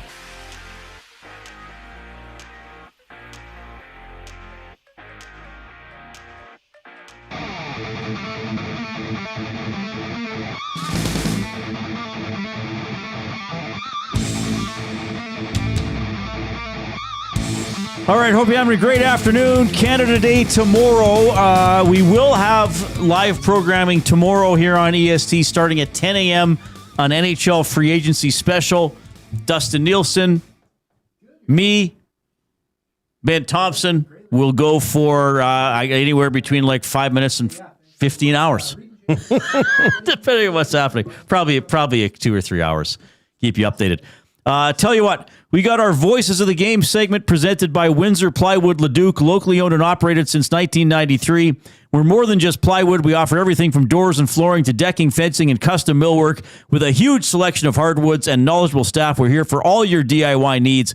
Windsor Plywood Leduc, the experts you need to know. And we are pleased to welcome to the Reid Wilkins Show with Jay Milne from TSN. He's covering the World Cup. James Duthie is checking in. James, it's Reid and Jay. How are you doing? Good, boys. How are you guys? Well, we're doing great. We appreciate your time. We know you're busy covering this incredible event. What's it like for you? Okay, I'm in this city. I don't know if the team I'm covering is going to advance or not. What have the last 48 hours been like from that standpoint? Yeah, I was just thinking of that because I was trying to get internet in my room, and it asks you for your room number, and I'm like, I have no idea what room I'm staying in. I'm in hotel number 5 of this day or whatever. So I'm at that phase, but it's been glorious. It's just a very unique event to cover. I was lucky enough to cover Qatar in 2022, but that was such a different World Cup because everybody was in the same city, right? And you never left. And this is one where you get all these. Canada could have been in Santa Clara playing the U.S. on July 1st, or Canada could have been in, potentially in Vancouver. There was a small chance they'd be in Boston. So they end up in L.A. and end up here. But it's just a really wild ride. It's, having covered all the other sports, soccer is so crazy as far as the, how worldly it is. In every city you go to, you have these fans from all the other nations, which kind of take over the town, and it's just really, really cool to watch. Yeah, well, we got questions for you about the vibe and the Canadian fans, but I got to ask you about the Canadian coach. Jesse Marsch has taken control of the national team. That rousing speech in the huddle after they defeated South Africa, repeating that Canadian heroes phrase. He was kind of asked about being performative, and he was like, I don't care. That's my chance to address my team. I'm curious, too, just your impressions of him, any conversations you maybe get to have with him off mic. Just what does he like to interact with? I really like him. And he is all those things. There's a degree of arrogance and cockiness, and there is a performative element to him, but I think that's just who his personality is. And I think it was just such the right guy for the right team at the time. And the thing I always say, he was, I can't remember if this was on camera or not, that we were chatting the other day, because I've had both conversations with him, but, he said that, I'm the arrogant, cocky American. And I think the difference between Jesse and the typical arrogant, cocky American is that he has the self-awareness to say it, right? The sort of ugly American or the real ugly, cocky American will never say that because they aren't aware that they are like that. But I think Jesse knows exactly who he is, and he attempts to be that person because he feels like his team needs it. And I think he likes, when needed, to take attention away from the team, and he doesn't mind being the center of it. And I don't think the players mind that he is that. So again, I just think for this team that he might have been the perfect guy who had the boldness to say, hey, we can get to the final 16, we can get beyond. And I think maybe that's what Canada needed to believe in it. So I think he's fascinating. Like you said, I get a chance to talk with him off camera, and he's just basically the same way that he is on camera, but maybe he tells you a little bit more. But it's he's for me super fun to deal with. TSN's James Duthie joining us here for the Voices of the Game for Windsor Plywood Leduc. Look, how impressive has it been to see Canadians show up, show out, whether it be in Vancouver or recently in LA at, LA Stadium, I guess we'll have to call it. But how impressed have you been with the loudness and proudness of Canadian fans? Yeah, it's been awesome because I guess I always have my doubts. I knew the World Cup in Canada would be a big deal, but you never can truly envision, what it's going to be like. Is Canada really going to fall in love with this team? We've had diehard soccer fans here forever, but is the entire nation going to really, wrap these guys up and go nuts for them? And you never know until it happens. And it was funny. The first day in Toronto, we were inside the stadium, and I was getting a couple of texts from guys outside the stadium. Remember, there'd been that report that out of Bosnia that the Bosnians had bought up all the tickets. I don't know if you remember that, but there was these stories out of Bosnia that they'd managed to get 32,000 of the 45,000 or whatever it was seats there. And I thought it was hogwash at the time, but it kept circulating to the point where, is this possible somehow, right? And then I getting texts from outside the stadium that there was thousands and thousands of Bosnians making their way to the stadium, and the Canadian fans were vastly outnumbered. And I started to have a minor panic that maybe it was going to be that way. And then all of a sudden the stadium filled up, and it was, a couple thousand Bosnians and all the red and white. And then you get to Vancouver, and it's just sheer insanity. Like I think my favorite video is, the one you may have seen of people on the SkyTrain, I think before it was the Qatar game, and just the SkyTrain is going past this sea of Canadian people walking to the stadium, and the people in the train are just gasping because they can't believe what they're seeing. And I just thought, we're on the air doing the pregame show, and we start to get the live video pouring in, and we're talking over it, and I'm like, damn, this is unbelievable.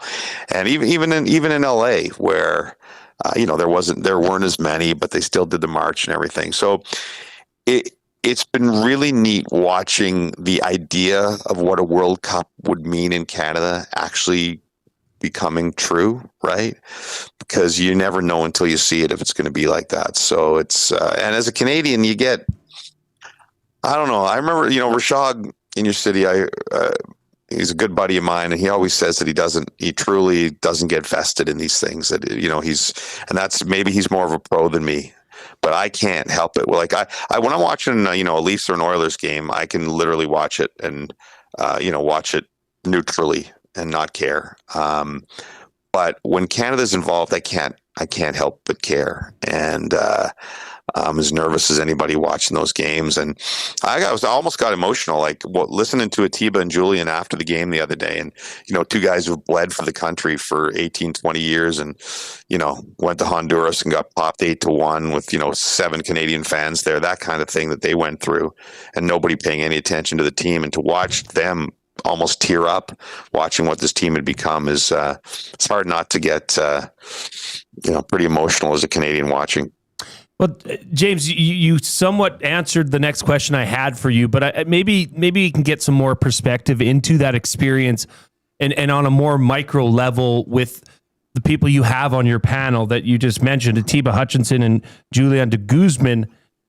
Just what was it like, when the final whistle went, knowing that Canada was going to the round of 16? These guys have given their heart and soul to Canada soccer, and you can see the emotion from them in a very respectful way, in a proud way. But what was it like in that moment, James? Amazing.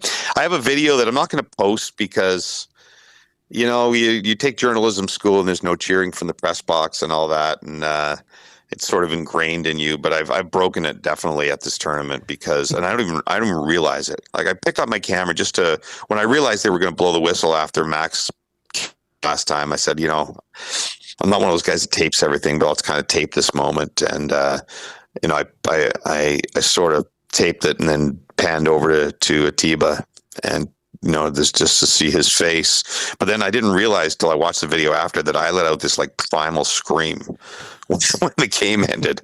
It's kind of like this, yeah, right? Which again, you're not supposed to do, but I'm in LA with 60,000 people and I don't care.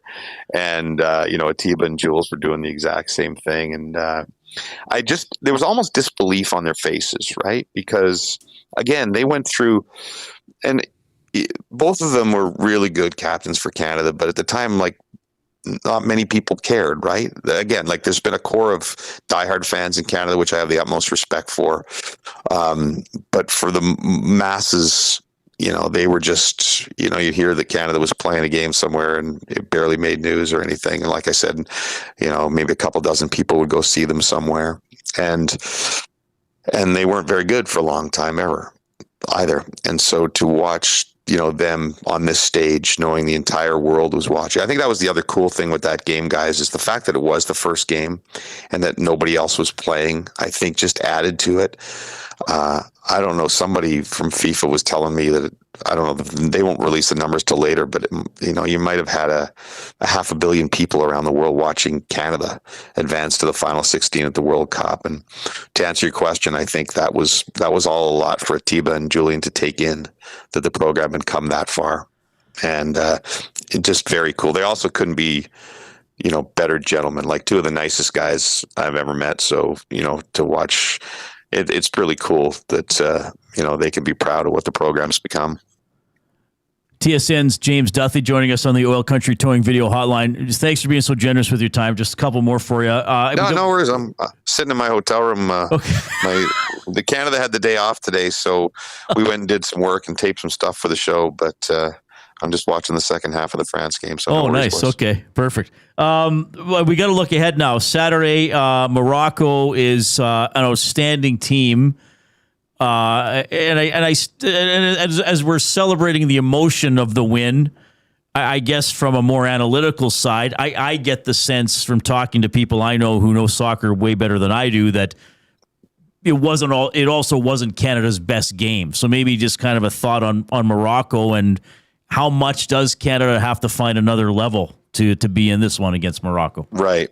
It definitely wasn't Canada's best game. And by the way, there's tons of people that know way more about soccer than I do as well. I try to host the show and get the information from the experts, but I have watched this team a lot over the last decade, and they didn't play their best. But having said that, the South Africans just didn't give them much. And, so I think they were fine, besides the issues with finishing, which they've had for a couple of years now. And I think that's sort of one of the key parts, is that when they play Morocco, the opportunity, let's say, that Derek Cornelius header in the last game and a couple of Jonathan David chances and Tanny and Tejan, like you're going to get probably 2 or 3 chances, maybe the whole game against Morocco.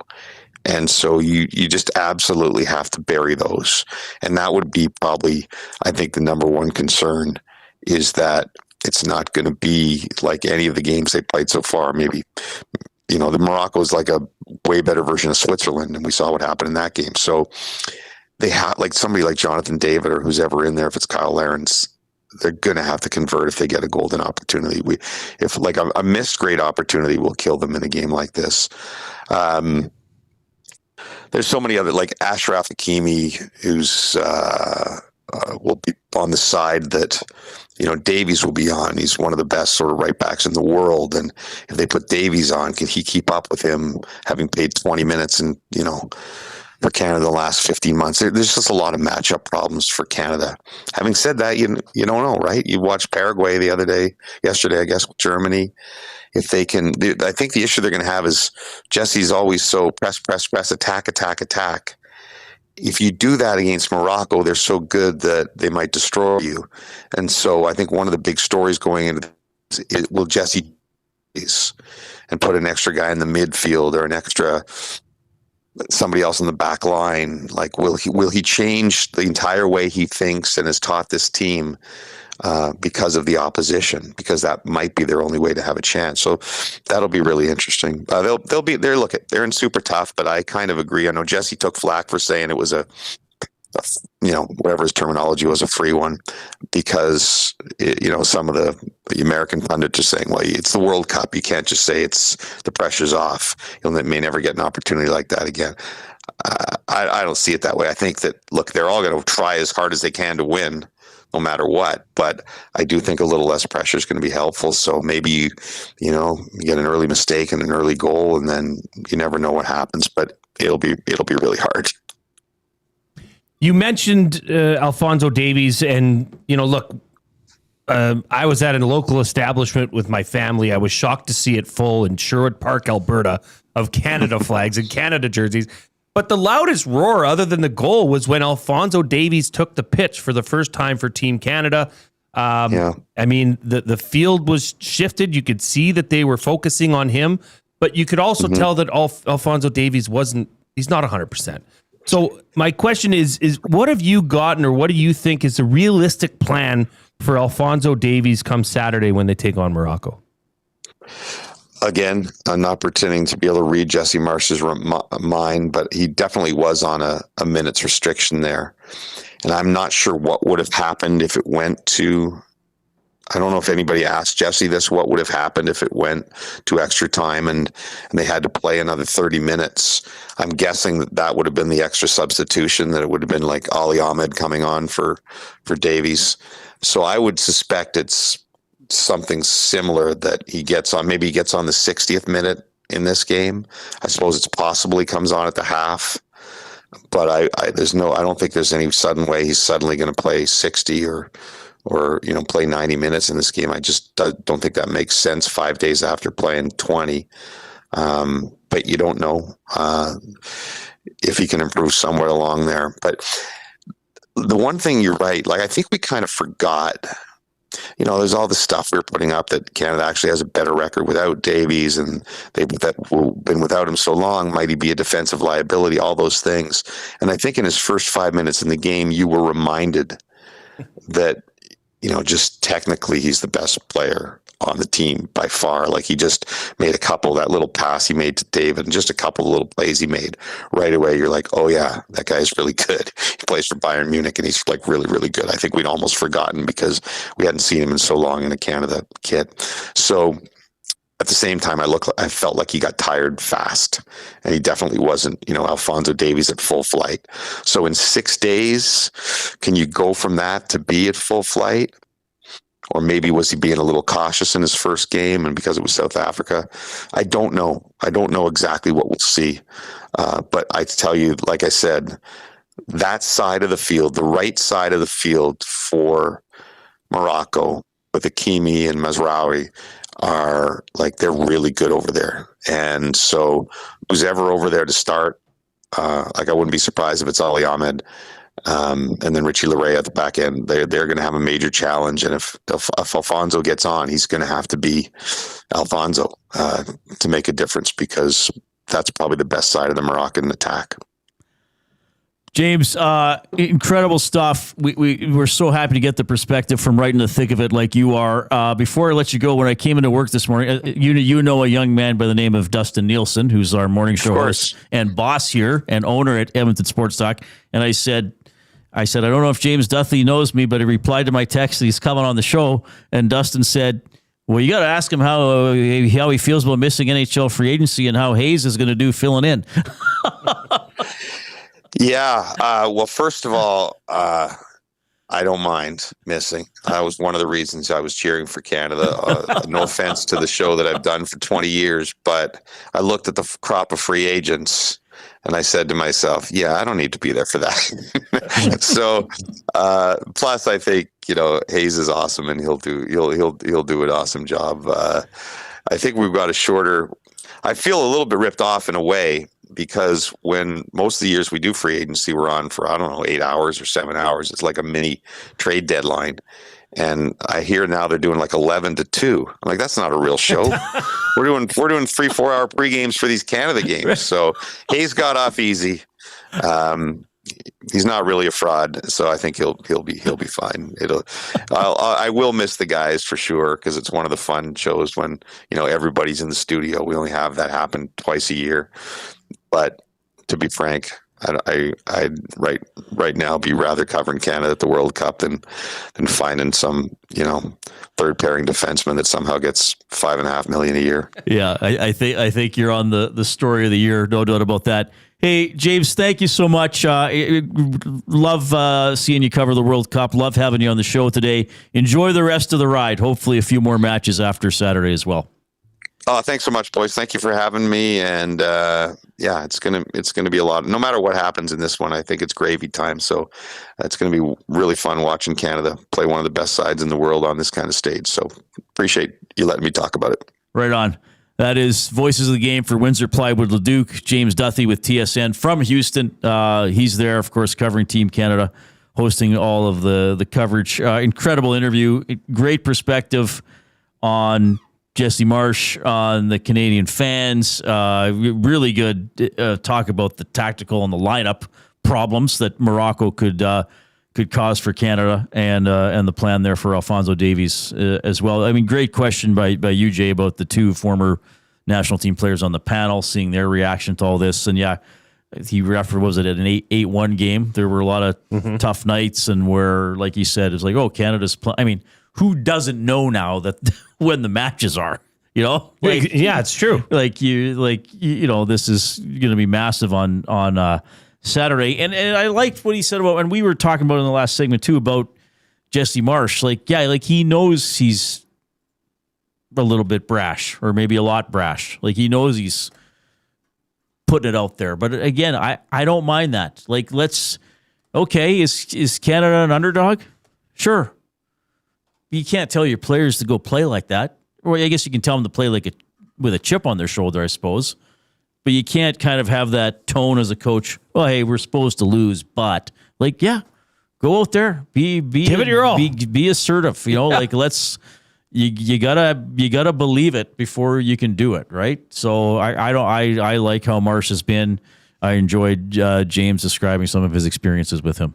And I'll say it again. I just feel like he's got a certain level of buy-in from those players. Those players know exactly where they stack up in this World Cup.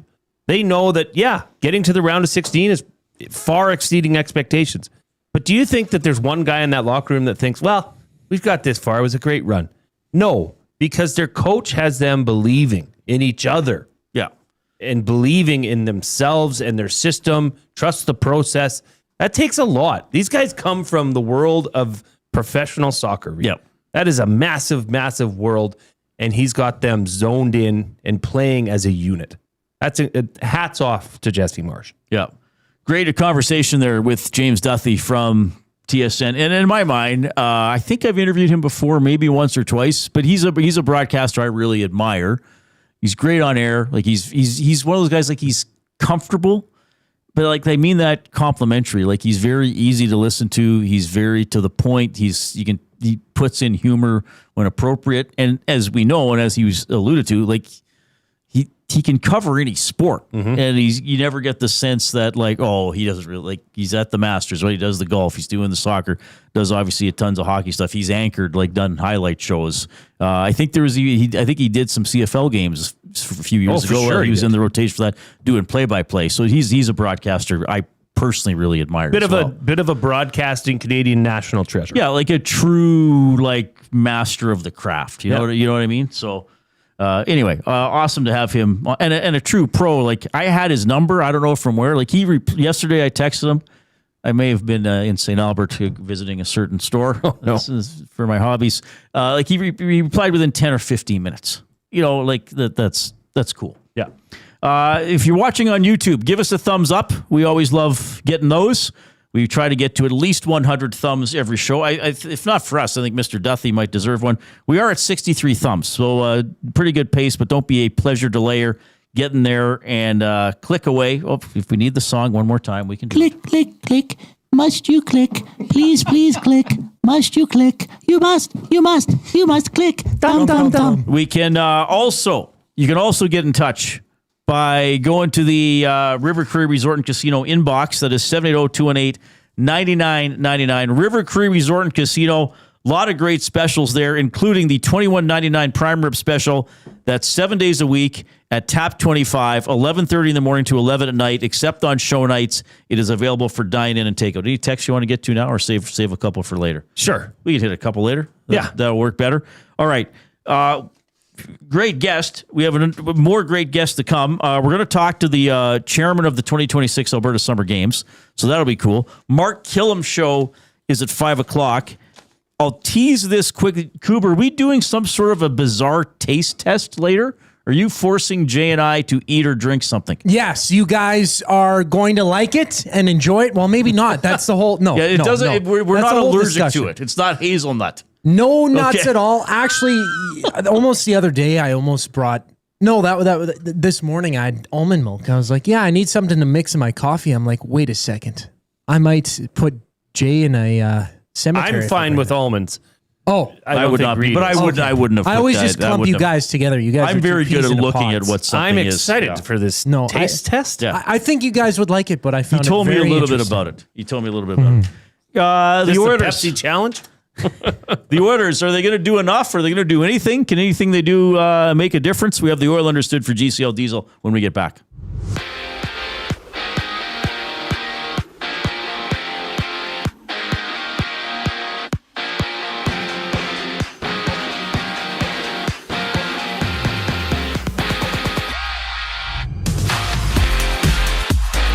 World Cup action. France leads Sweden 2-0 in the 67th minute of action. Winner of that match goes on to play Paraguay in the round of 16 on Saturday. Elsewhere, Mexico plays host to Ecuador. That's a 7 o'clock start. The victor plays one of England or the Congo. To the NBA, ESPN Shams Charania has reported that the Raptors are nearing a deal that sees Kawhi Leonard return to Toronto. The reported return for the Clippers is Brandon Ingram, Grady Dick, 2 first-round picks and 2 second-rounders. Day 1, Week 5 Elks injury report. Linebacker Brock Mogensen did not practice due to a hamstring injury, and Joe Robustelli was limited, also battling a hamstring ailment. In Toronto, the Jays, they've scratched Vladimir Guerrero Jr. for Game 2 tonight against the Mets due to back tightness. Kevin Gausman takes the hill for Toronto. Nolan McLean countering for New York. First pitch just after 5 o'clock, and locally, the Riverhawks on a 4-game heater play host to the Bells. Listen to the game on any of EST's audio streams. First pitch just after 7 o'clock. This sports update is brought to you by Paramount Flooring. Edmonton is expecting some changes this offseason, and I'm talking about your flooring. Paramount Flooring brings over 30 years of trusted service and expert installation. No permission is needed to speak with them. Visit their showroom, open 7 days a week, or online at ParamountFlooring.ca. We talk all things Oilers next. We're here on the Reid Wilkins Show. Stay tuned for that. I'm Zachary Kubish, and you're up to date. The Nielsen Show with Lieutenant Eric. A new season starts tomorrow, July 1st. In 2024, this was a really good team, a really good contending team that had really good players on it, and they were at all the different positions. And it's been downgraded. Leon's word, this team, led by the management group, Jeff Jackson, Stan Bowman, have downgraded this team. The Nielsen Show with Lieutenant Eric. Weekday mornings 6 to 9. Only on Edmonton Sports Talk. Your clear choice for Edmonton sports. When you bet with Play Alberta, you give back to Alberta. That's because it's the only app in the province that puts all revenue directly back into supporting programs and services that Albertans rely on every day. So next time you place a wager on your favorite team, know that you're also making a difference across the province through Alberta's General Revenue Fund. Visit playalberta.ca/EST to learn more. That's playalberta.ca/EST. Must be 18 plus. If you gamble, use your game sense. When you cater with Royal Pizza, you're getting the same great pizzas, pastas, and salads you love, just bigger and built for a crowd. Perfect for teams, offices, or parties, Royal Pizza's catering brings real value around $10 per person. Delicious, high quality, and easy. If you like their pastas, you'll love their catering pastas even more. Visit royalpizza.ca or contact your local store for exact pricing and details. So come on home, Royal Pizza, still making it great. At Firehouse Subs, our subs are freshly toasted, stacked high, and crafted to satisfy. Each sub is piled high with premium meats, melty cheese, and toasted to perfection. Firehouse Subs brings bold flavor to every bite, all served on a freshly toasted roll. But we're not just feeding Edmonton, we're fueling it. Dig into the brisket hat trick, piled with slow-smoked brisket and melty cheese. Or go to the Firehouse Subs fan favorite, the Hook and Ladder. Made to order with smoked turkey, honey ham, and Monterey Jack cheese on a perfectly toasted roll. With 15 Firehouse Sub locations across Edmonton and the greater area, it's easy to grab a hot and hearty sub close to home. Firehouse Subs. Hot, hearty, made to satisfy. When gambling, set a budget before you play. Stay informed and visit GameSenseAB.ca to learn how. Remember, if you gamble, use your game sense. Here's to the beautiful lakes and stunning landscapes Canada has to offer. And for the kayak, camping gear, and summer toys you used to enjoy them? Need extra space? Sentinel Storage. Try 4 weeks free. Visit sentinelstorage.ca. Happy Canada Day. Since 1952, William Huff has been the heartbeat of Edmonton's advertising world. From humble beginnings to a citywide powerhouse, we've been the go-to for signage from print to design and installation. Partnering with Edmonton's top sports franchises and major events, we've helped shape the city's global reputation. Our secret? Unmatched customer service, decades of experience, and a passion for excellence we call the William Huff Advantage. Visit us online at williamhuff.com. All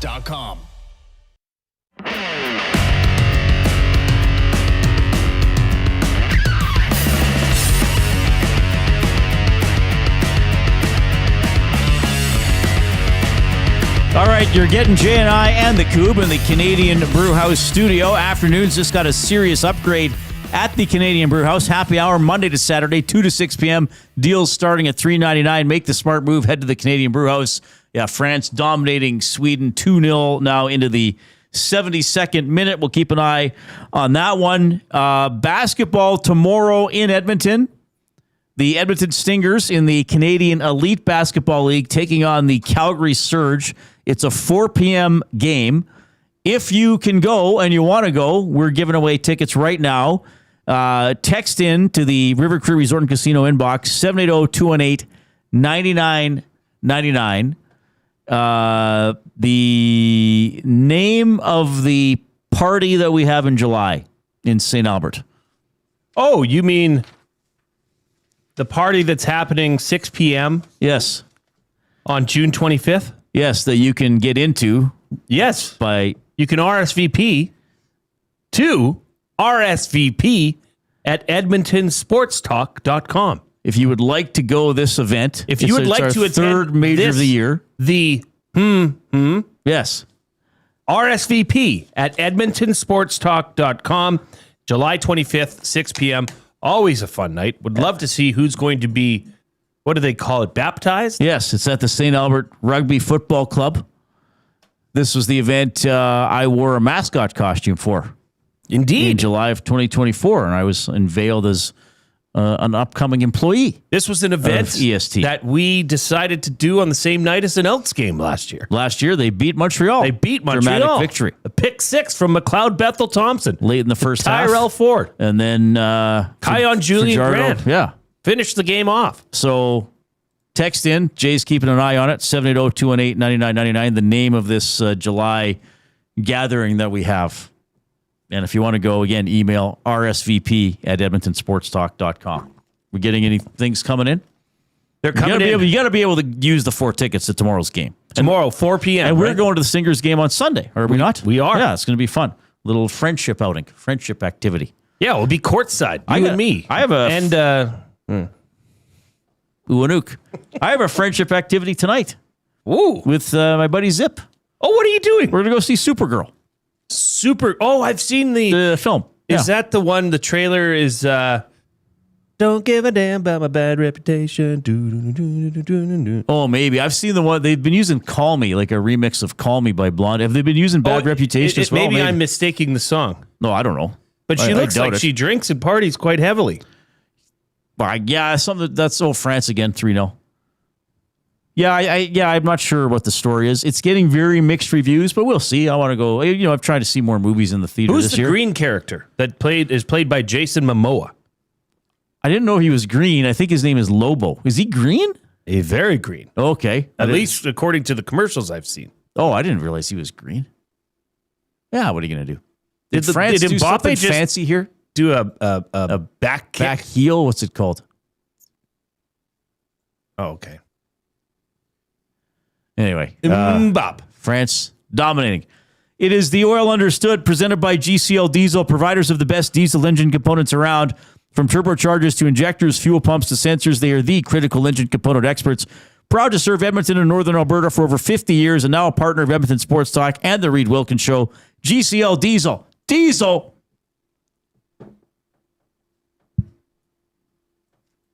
Understood. All right, so free agency tomorrow. We will have a free agent special starting at 10 a.m. here on EST. Dustin Nielsen and I will be here, Benny Thompson as well. It's been it's been quite quiet for the Oilers. I mean, the qualifying offers don't.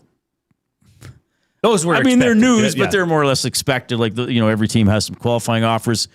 There have not been the Oilers have not made any trades, even minor deals. They haven't re-signed anybody that's a pending UFA, have they? I think Curtis Lazar would be interested in coming back. I don't know if the Oilers are going to go that way. There's all these rumors, expectations that Darnell Nurse will be traded. We'll see what the Oilers do in free agency tomorrow. Sebastian Cossa got traded, right? Now, I don't know if I don't agree that Sebastian Cossa is going to come in and save the Oilers goaltending. I mean, he has 2 periods of NHL experience, isn't it? 43 or 47 minutes, something like that. Yeah.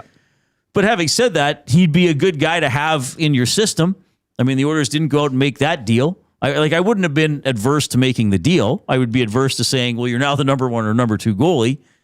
And I'm just like, Jay, I don't know. Maybe I'm jaded. Maybe I'm being overly critical of the organization. But we saw how the Knobloch, Cassidy, Babcock situation was all handled. I think there are a lot of questions about how smoothly or not smoothly the organization is being run, how the decisions are being made. Am I out of line by thinking that they just think, oh no, we got the coach, everything's fine. Babcock will fix everything. We just don't really need to tweak the roster.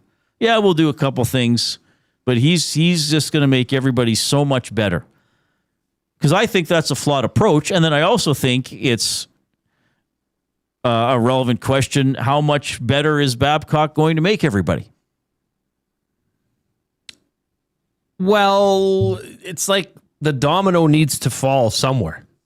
And I believe the domino has been moving Darnell Nurse. Now, I mean, there's been speculation all over X today about Boston and that the Oilers would have to retain, and the Oilers saying, no, we don't want to retain, because the Oilers really can't retain on Darnell. Otherwise, why are you moving him? Right? If you replace Darnell and you're retaining on Darnell, you're going to be at the same point, just with a different player. Mm-hmm.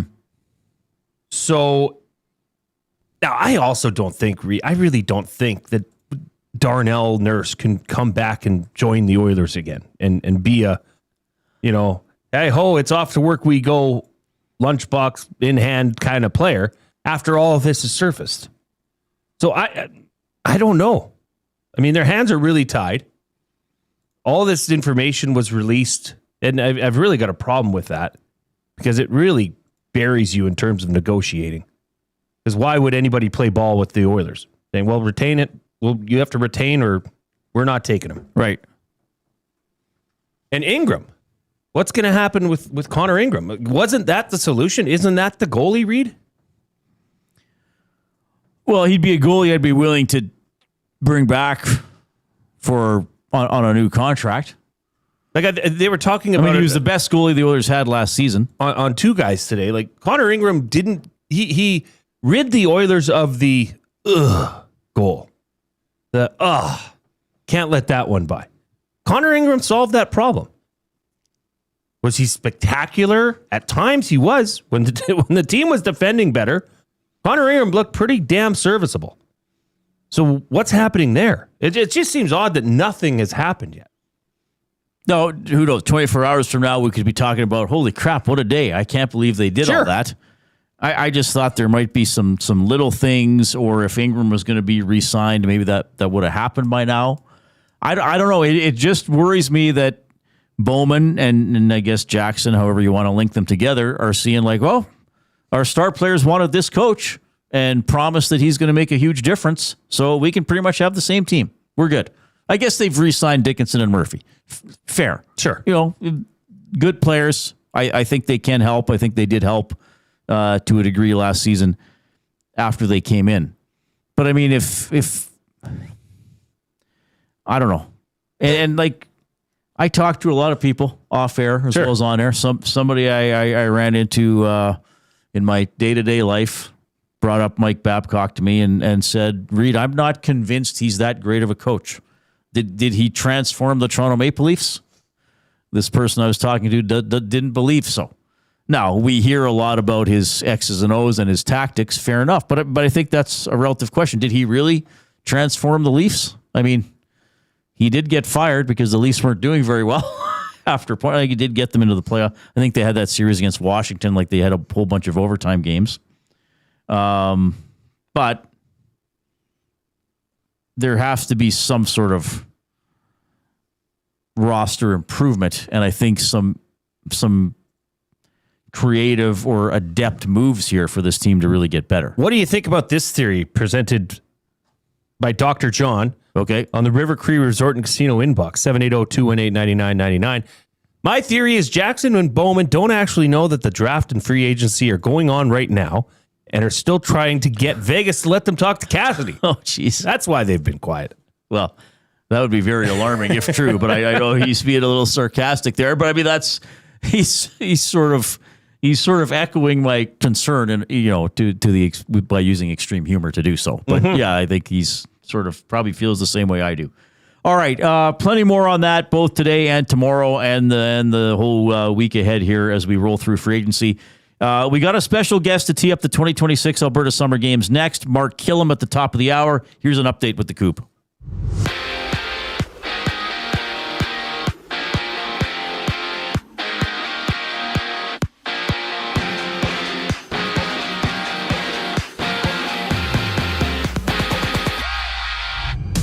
France leads Sweden 3-0 in the 82nd minute of play. Winner moves on to play Paraguay on Saturday in the round of 16. Meanwhile, Mexico, they play host to Ecuador for a 7 o'clock start. Victor faces one of England or the Congo. To the NBA, ESPN Shams Charania has reported the Raptors are nearing a deal that sees Kawhi Leonard return to Toronto. The reported return for the Clippers is Brandon Ingram, Grady Dick, 2 first-round picks and 2 second-rounders.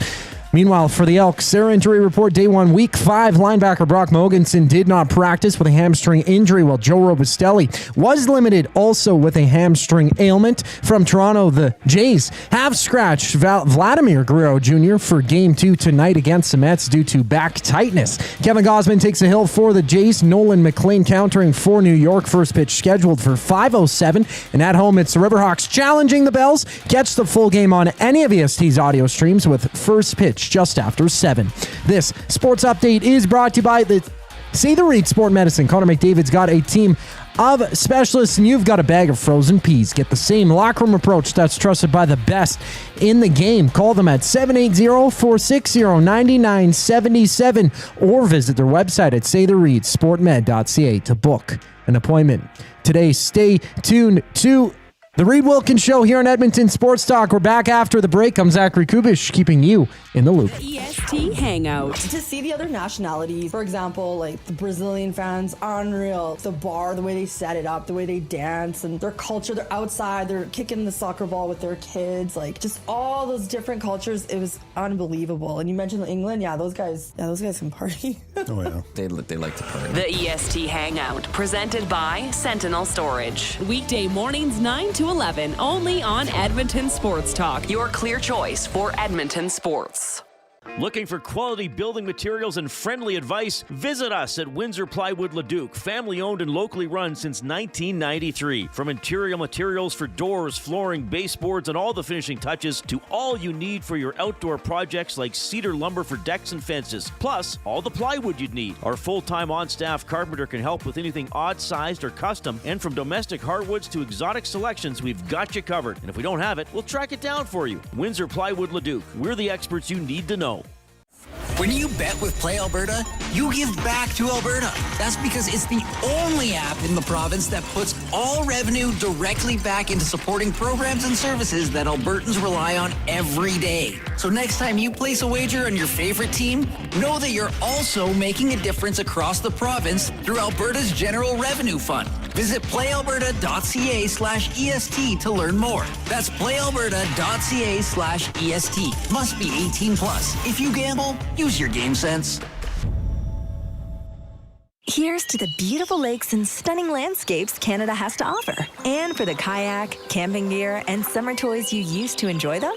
Need extra space? Sentinel Storage. Try 4 weeks free. Visit sentinelstorage.ca. Happy Canada Day.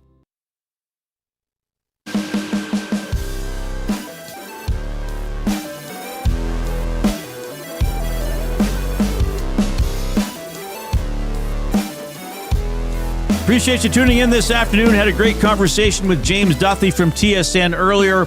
Elks head coach Mark Kllum at the top of the hour. The Mark Kllum Show is every Tuesday here on Edmonton Sports Talk. And EST is presented by Play Alberta. Get the Play Alberta app. Go to playalberta.ca.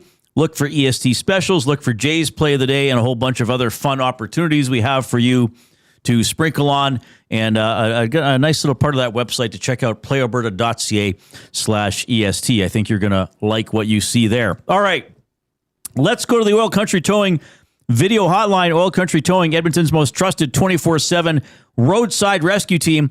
Fast, safe, and reliable for over 15 years. Whether it's game day or a snowstorm, we work as hard as your favorite team to get you going. Call 780-986-6088 for all your towing needs.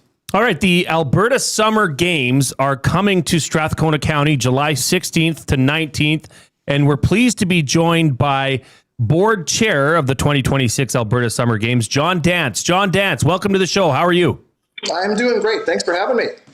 You know what? We'd love to bring some awareness to this, but we need to find out some more information about it. I mean, how long has the Alberta Summer Games been going on? You know what? The Alberta Games, whether summer or winter, has been going on for 50 years. Wow. So we are the 25th Summer Games to happen, and then there's obviously 25 Winter Games as well. So they have a pretty impressive history. And why Strathcona County this year? What was the process in bidding, or how does that all work, John? You do bid. Yeah, we bid just over 3 years ago to get these games. So we have been working on them for about 3 years, and they're 2 weeks away now, just over 2 weeks away. So a lot of work has gone into these games, and we're excited that they're coming up real fast. Strathcona County has a great history of multi-sport events. We hosted 1987 Summer Games, Alberta Summer Games. We hosted 2000 Alberta Winter Games. And we hosted the 2007 Western Canada Summer Games. So lots of history for multi-sport events in Strathcona County. So what age are these athletes, and how many will be making their way to Strathcona County this in like you said, just over 2 weeks?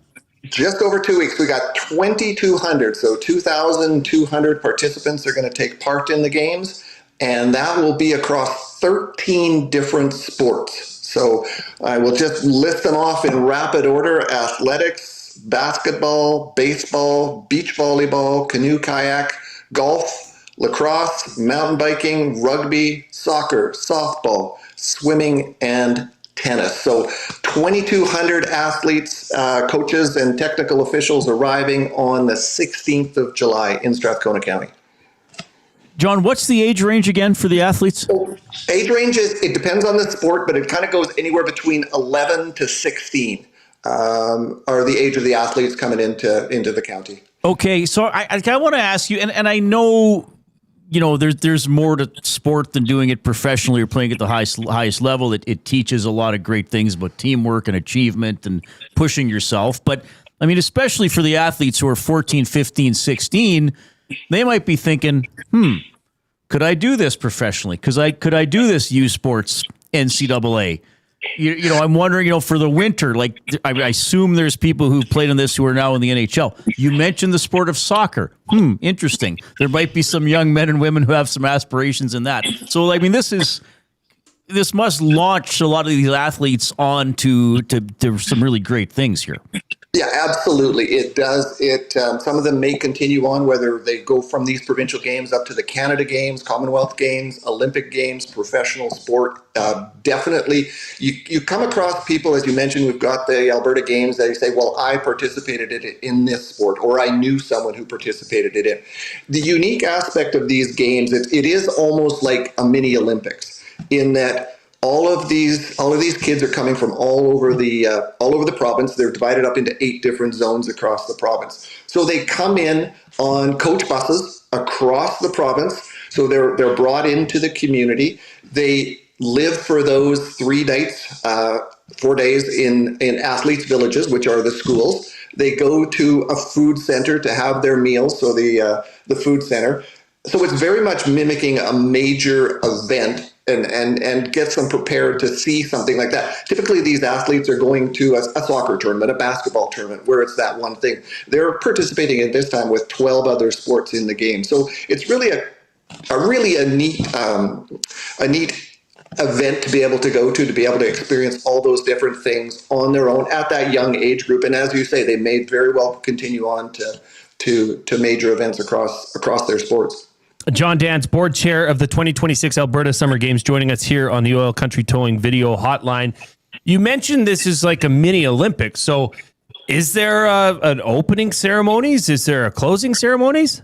You got both. Yeah, we've got an opening ceremonies that is happening on the 16th, and then it closes off on the 19th with a closing ceremony. So that same kind of atmosphere that you would see in an event like the Olympics is happening in Strathcona County. So we're hosting the opening ceremonies with all the athletes and all of the spectators at our Emerald Hills outdoor sports field. So it's going to be a big event on the Thursday evening. Okay, one last one for you. Thanks for taking time to join us and bring some awareness to this wonderful event happening in Strathcona County, July 16th to 19th. Events like this do not happen, simply put, without volunteers. Is there still a need for volunteers? And, you know, there's tons of people listening from that area of Edmonton, or people that might just want to help out. How can they get in touch? Yeah, we absolutely are still looking for volunteers. You are correct. It takes probably about 1,500 volunteers to do this, whether that's within the sports, whether it's in accommodations, registration, transportation, food centers. So if they go on our website, asg2026.com, there is a volunteer link that can set you up to do any number of different things, whether you want to work within the sports or whether you want to work within, different aspects of athlete support areas. So whether you've got 1 day or whether you've got 4 days to be able to give, we really would appreciate those volunteers because we do need them. As I say, we're about 2 weeks out and we need people to help support these games. All right, there you go. Thanks for joining us here, John. Appreciate it. Good luck during the games. I hope you don't get run off your feet. Okay, thanks. I appreciate the time and being able to talk about it. All right, that was John Dance, board chair of the 2026 Alberta Summer Games, coming to my backyard, Reid. Yeah. Strathcona County. Are you hosting any events on your well-manicured lawn? We are hosting lawn bowling. Yes, yeah. That'd be amazing. Wouldn't it be some? The Milne No, we can't go outside right now. We're trapped. We're prisoners in our own house because of the mosquitoes. The mosquitoes are gross. Yeah. So when do the summer games start again? What was the day? July 16th. So coming up. Okay, yep. Perfect. That was awesome. Jay, that's totally your booking. Great idea. Well, love stuff. You know like what? That. It's neat to bring awareness to these things. My wife was involved in the Alberta Summer Games when she was younger, and she still talks about it to this day. Right. So it's and truth be told, my daughter's playing basketball in it. Oh, amazing! So a lot of that information, Reid, I knew. But I wanted to hear John's take. So on it. Where's the basketball venue? The basketball venues are at Salisbury, Bev Facey, and St. Teresa, which is the old Archbishop Jordan in Sherwood Park, the one across from the mall. Okay. So nice big venues. I mean, they did well. And that's interesting. Like 2,200 kids. Yeah. That they essentially let loose in a school. Run free. Like you are, I believe you just sleep in classrooms. Yeah. But what an experience. I mean, for a 13, 14, 15-year-old to have that, to be a part of a little bit of a miniature Olympics, I think it should be pretty neat. Yeah, great stuff. Okay, we're clipping along here. France, they're going to win final second. Oh, they just called it. So France wins 3-0 over Sweden. So a convincing win for them. I'm not watching the whole game. I can't recall seeing the ball in France's half. Yeah. At least not for any extended period of time. The Mark Kllum Show, presented by your Edmonton Elks. That's the team he coaches. You may have heard they haven't lost a game to this point in the season. We're going to dive into some stuff with Mark and get you ready for the game against the British Columbia Lions in Kelowna on Saturday. 2 guys and a goalie. We do have a trade to discuss. Did involve a goalie. How about this? The Florida Panthers, who had no goalies, have traded for 2 goalies in the last 24 hours. And the Edmonton Oilers, the only goalie trade they could make forever was Tristan bloody Jarry. Now, Mark Kllum hasn't been great lately, but Florida's thinking, hey, behind us, he's going to be good. And then they traded for Akira Schmid as well. 2 guys and a goalie, presented by GS Construction. Tuesday and Thursday afternoons at noon, only on Edmonton Sports Talk, your clear choice for Edmonton sports. Kickoff is coming. Are you in? July 9th. Elks, Red Blacks at Play Alberta Field at Commonwealth Stadium. It's Salute to Service presented by YEG Plus. Come early for a pregame flyover and help us celebrate the heroes and first responders who make our communities great. Every catch, every tackle, every touchdown. The best way to experience it is being there when it happens. Edmonton Elks. Our city, our year. Get your tickets now at goelks.com/tickets.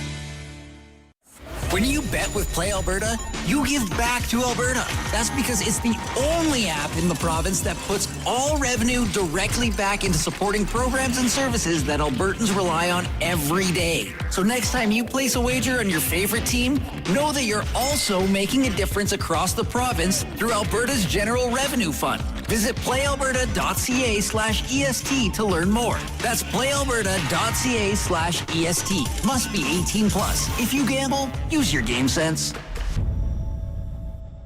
The Canadian Brewhouse has a happy hour for any scenario. You finished work early? Happy hour. You finished work because you accidentally hit reply all to the entire company? Big happy hour. Your boss said, great job. Happy hour. Your boss said, per my last email. Ugh, emergency happy hour. You finally closed the big deal. Happy hour. With a huge selection of ice cold drinks and great food, the Canadian Brewhouse has a happy hour for whatever just happened at work. The Canadian Brewhouse. Your day just got happier. This summer, River Cree Resort and Casino welcomes reggae royalty for an evening with one of the world's most inspiring entertainers, Ziggy Marley. 9-time Grammy winner, Emmy winner, activist, storyteller, musician, legend.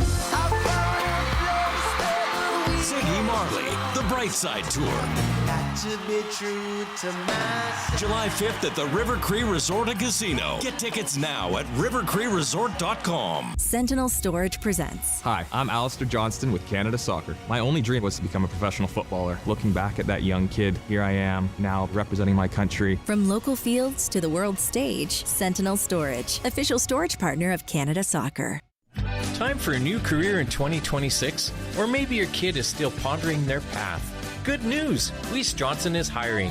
It's Dennis, and not only are we hiring for heating and air conditioning, we're also looking for experienced plumbers and gas fitters. With the growth in residential development, there's no shortage of opportunities at Weiss Johnson. Choose your path with us. Learn from one of the industry leaders, and we will grow together. Receive great benefits and school reimbursement as well. Visit weiss-johnson.com today.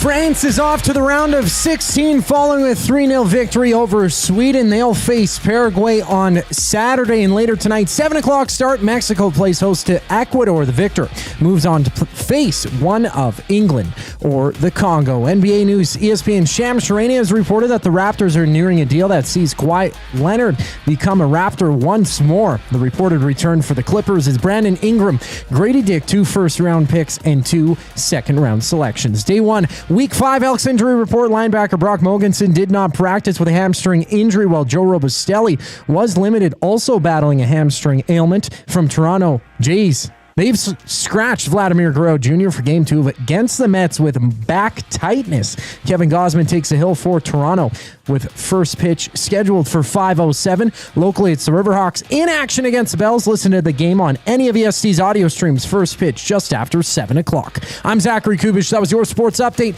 Hour 3 of the Reid Wilkins Show starts right now.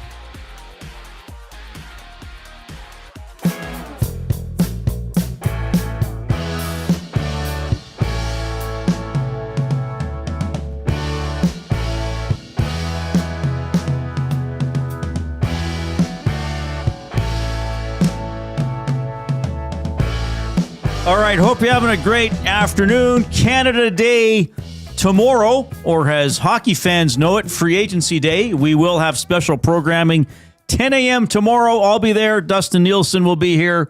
Benny Thompson's going to be here. We'll cover the NHL, any significant Oilers moves. And if it's quiet, who knows? Maybe we'll just play Parcheesi.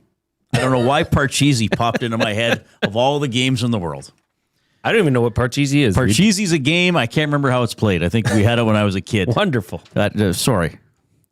Random stuff that goes into my head. That could be a segment. Well, that's actually the whole show. That is actually 3 to 6. That's actually most of the show. 3 to 6 weekdays. Let's get a look inside this guy's brain because it's wild. Our next segment is presented by the Edmonton Elks. The Elks Salute to Service game presented by YEG Plus is July 9th at 7 p.m. Lock in your seats during the kickoff to summer sale. Select seats are $20 for adults and $10 for kids. Get there early and experience the Brick Kids Zone and a pregame flyover. But of course, before that, the Elks July 4th are in Kelowna to face the BC Lions, and we are pleased to welcome back to EST. It's every Tuesday at this time, the Mark Kllum Show with the head coach of the Green and Gold. Mark, it's Reid and Jay. How are you doing? I'm doing good, fellas. How are you? Doing very well. Well, we're doing very well. First off, we'll start off with a little on a lighter note here. As you know, we do the off-topic topic for our friends William Huff, and today's question, I'm going to lay it on you, okay, Mark? It was, how would you describe Canadian cuisine to someone visiting from elsewhere around the world? Like, what to you embodies Canadian cuisine? How about regional specialties?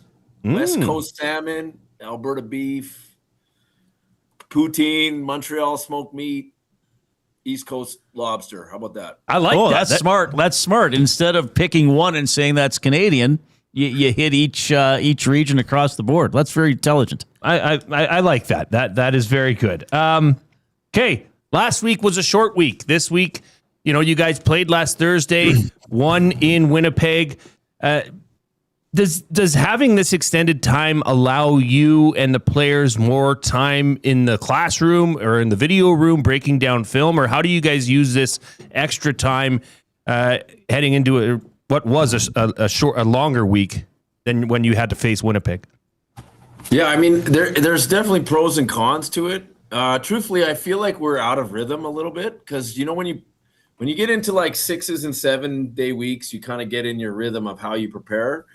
We had the long and then the short, and then we had a long, and today's practice kind of reflected that, I felt like, a little bit. So hopefully we can dial it in. We'll put the shoulder pads on tomorrow and try to dial that in. But, on the weekend, we tried to give the guys a little bit of time because a short week, that 5-day turnaround on the road is tough. They needed the break. We tried to do some team bonding on Saturday, kind of got rained out, but still had a bunch of pizza, so that was good. But, just try to get back into the flow of things. And then, the schedule is what it is. We had this long week, and then we're back on a 5-dayer again the following week. So it's CFL schedule has a ton of quirks, and we just got to do our best to adapt to it. Well, I just have a couple questions about last game, and eventually, obviously, we'll move on to this weekend's matchup out in Kelowna. But I wanted to ask you about the final offensive drive of that game, because that was... it could have went either way in terms of, okay, do you run the ball, try and whittle down the clock and maybe not score the touchdown? Do you throw the ball and have the possibility of an incomplete pass, which stops the clock? Like, how did you guys maneuver through that in that moment? Ultimately, it was the right choice. So kudos and hats off, but there was a lot of decision-making that went into that, Mark. Yeah, we were playing to win. I mean, if going back a little bit before that, when they took the lead and, defense was going out, I think there was like 5 minutes or something left in the game or something like that. There was no panic on the sideline. It was the conversations literally on the sideline in the headset were through the headset with the coaches and looking to the players was, hey, this is what we need to do. Okay, we need to get the ball back. D, you need to get the ball back. Oh, we got to go score. And that's literally what it was. And, credit guys like Cody, who at that point in the game, that place was as loud of a building as I've been in. It was really, really loud. And, for a couple of our receivers, that's the first time they'd been in something like that. So he really brought everybody together and try to keep them on the same page. And, they went on a 10-play drive that took 2 minutes and 50 seconds off the clock. And the kicker was that we scored the touchdown on it to make them have to score a touchdown to try to beat us, which was critical considering, we've had some struggles in the red zone. We've well documented that so far in the first few weeks of the season. But, I just thought it was a big-time drive. I thought it was Cody led the way.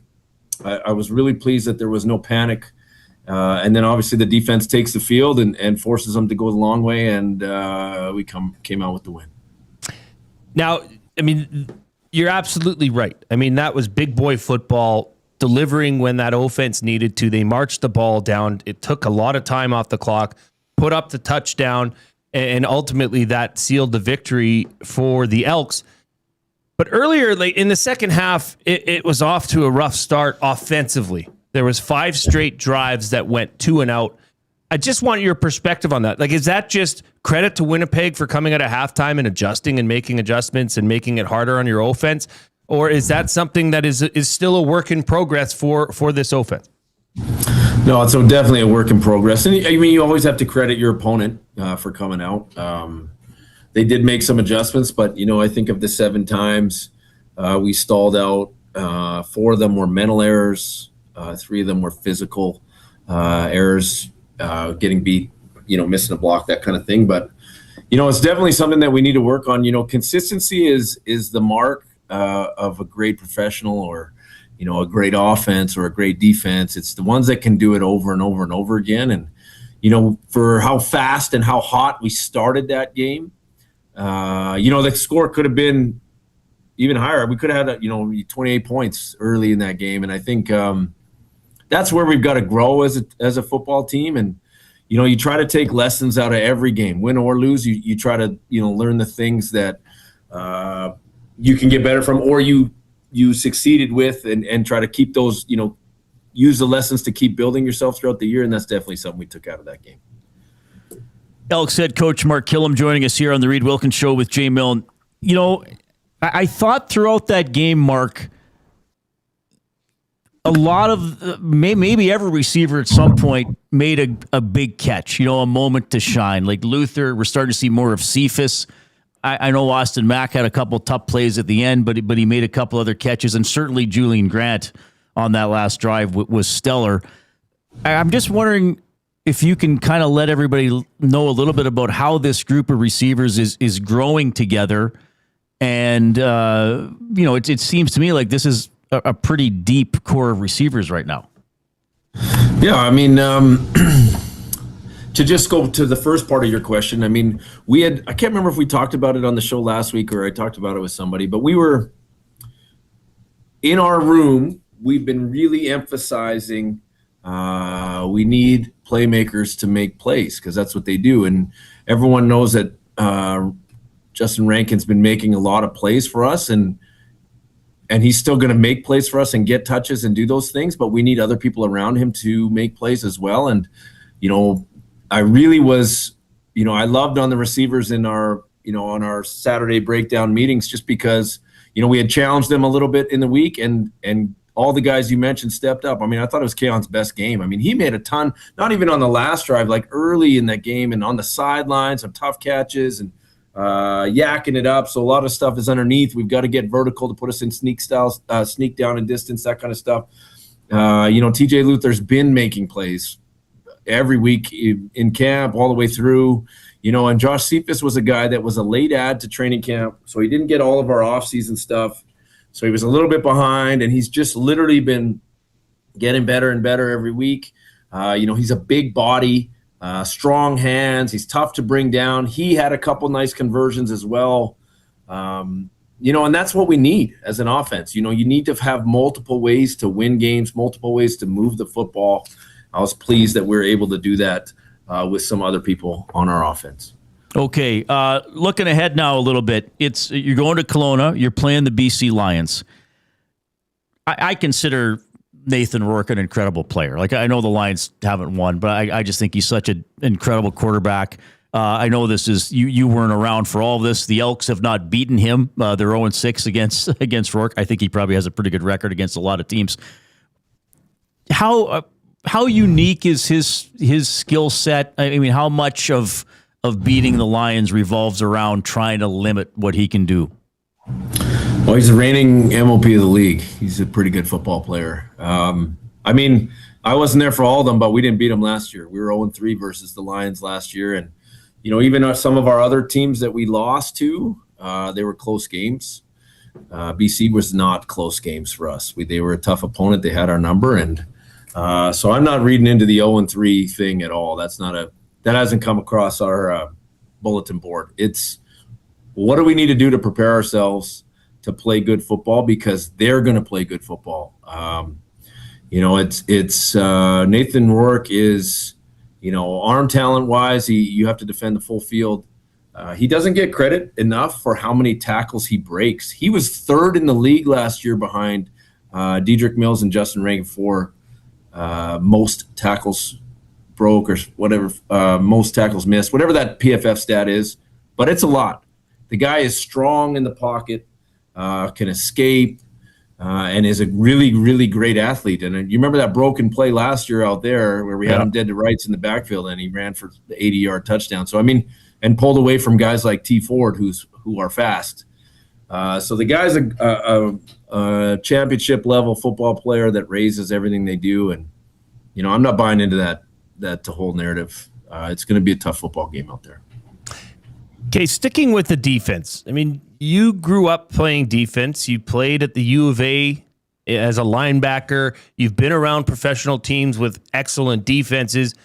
There's a bit of a swagger that starts to come when you're building towards being an excellent or a great defense.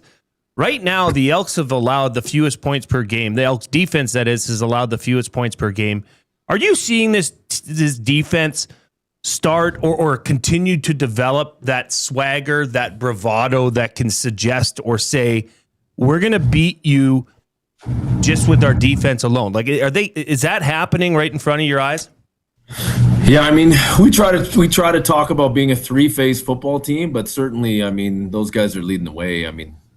Everybody that plays on our defense can saw you in half, and they will. They commit to playing a certain style of football that we play behind our shoulder pads. I thought our D-line was fantastic in the last game. Winnipeg is built to grind you down. Every one of their O-linemen is over 6'4", 6'5". They're big men, big human beings. We all know that they love to run the football, and so defensive line had a big challenge. And I thought they answered the bell, and multiple guys answered the bell. But I think JC and his staff need to get a lot of credit. I think that those guys, they work tremendously hard. They find edges, they find coaching points that they can use to help get our players in advantageous situations, and then it goes to the players who have bought into that mentality, and that's the style of defense that they want to play, and I love every second of it. Look, it's still early in the season, okay? But the Edmonton Elks are 3-0. The BC Lions are 0-3. How have you been relaying the message, or maybe you didn't even have to, but you've been on the other side of this where it's a slow start, it's a rough start, and you have a team that comes in that wants to put the hammer down and really create that gap. Has that message been a focus this week to try and put a divisional opponent, maybe not away, but create more separation? There's no doubt. Part of it is focusing on what we need to do to prepare ourselves to play that way. But I think every division game is critically important. I think, the West, everybody's good in the West, and every one of those games is tight and comes down to the end. And, if you have an opportunity to create some separation, I think it's really important. And like you said, we were on the other end of that. And it's difficult, makes things more difficult later in the year. And these first 6 games are critically important to establishing yourself some positioning for later in the year. All right, just one more for me. This is Mark Kllum joining us for the Mark Kllum Show, courtesy of the Edmonton Elks. Royce Metier. I saw him. He's now been listed as limited at practice, but what's it like? That's an emotional leader for the defense. He was a big part of that defense last year. What's it like for the team to have him and the staff, everybody, to see him back in a limited fashion?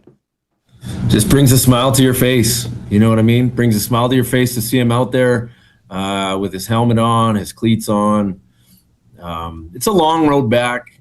You don't wish those injuries on anybody. We all understand injuries are part of the game we choose to play. But, sometimes when you get an injury, as much as you try to keep that guy in your arms and in the fold, they feel some darkness and they get away from it a little bit. And I know for him, being out and around the guys and doing Indy and getting out there and doing walkthrough, I know he feels joy, and that brings joy to us as well, because he's critically important to this football team. He's part of the leadership group. Royce is such a good human being too, that it's just great for everybody to have him out there. And he's getting closer, and Joe Robustelli did some Indy and did a little bit of stuff today. So we've got some guys coming back, getting closer. Same with Silas Hubert did a little bit today. So those are all good things, and the more good football players that you have that can contribute, the better your team's going to be. All right, Mark. As always, we love having you every Tuesday here for the Mark Kllum Show. Enjoy the trip to. Oh, somebody was. Did you ever play in the Apple Bowl? Is that the name of the stadium? You ever been there before? No, I did not. Totally, I did not. But I heard you guys talking about Alberta Summer Games. I did participate in Alberta Summer Games in triathlon of all sports. Oh, no way! And the best thing about it was the very first day at 7 a.m. And then I just got to chill out and just hang out and have fun for the rest of the time. And it was awesome. Where was it? It was in somewhere in a small town. I actually can't remember. I want to say it wasn't Red Deer, but it was close to Red Deer, somewhere in there. But I can't remember. We bussed there from Lethbridge and had a great time. And it was. What was your best? Were you best at cycle, run, or swim? Swimmer. I was a competitive swimmer when I was younger, actually. Hey, fun fact, 1 year at U of A, I swam on the swim team and played football there. No way. I swear to God. I brought all the football guys out to the one meet that we had at the U of A pool there. And it was like the biggest crowd the swim team ever had. It was awesome, man. It was awesome. Hidden talents, a man of many talents. Jeez. Wow, what can we say? Yeah. Jay and I can't even score on the little mini hoop we got set up by the kitchen. Hey, thanks again for doing this. Always love your perspective and your insight into what's going on with the team, and all the best against the Lions. Thanks, guys. See you next week.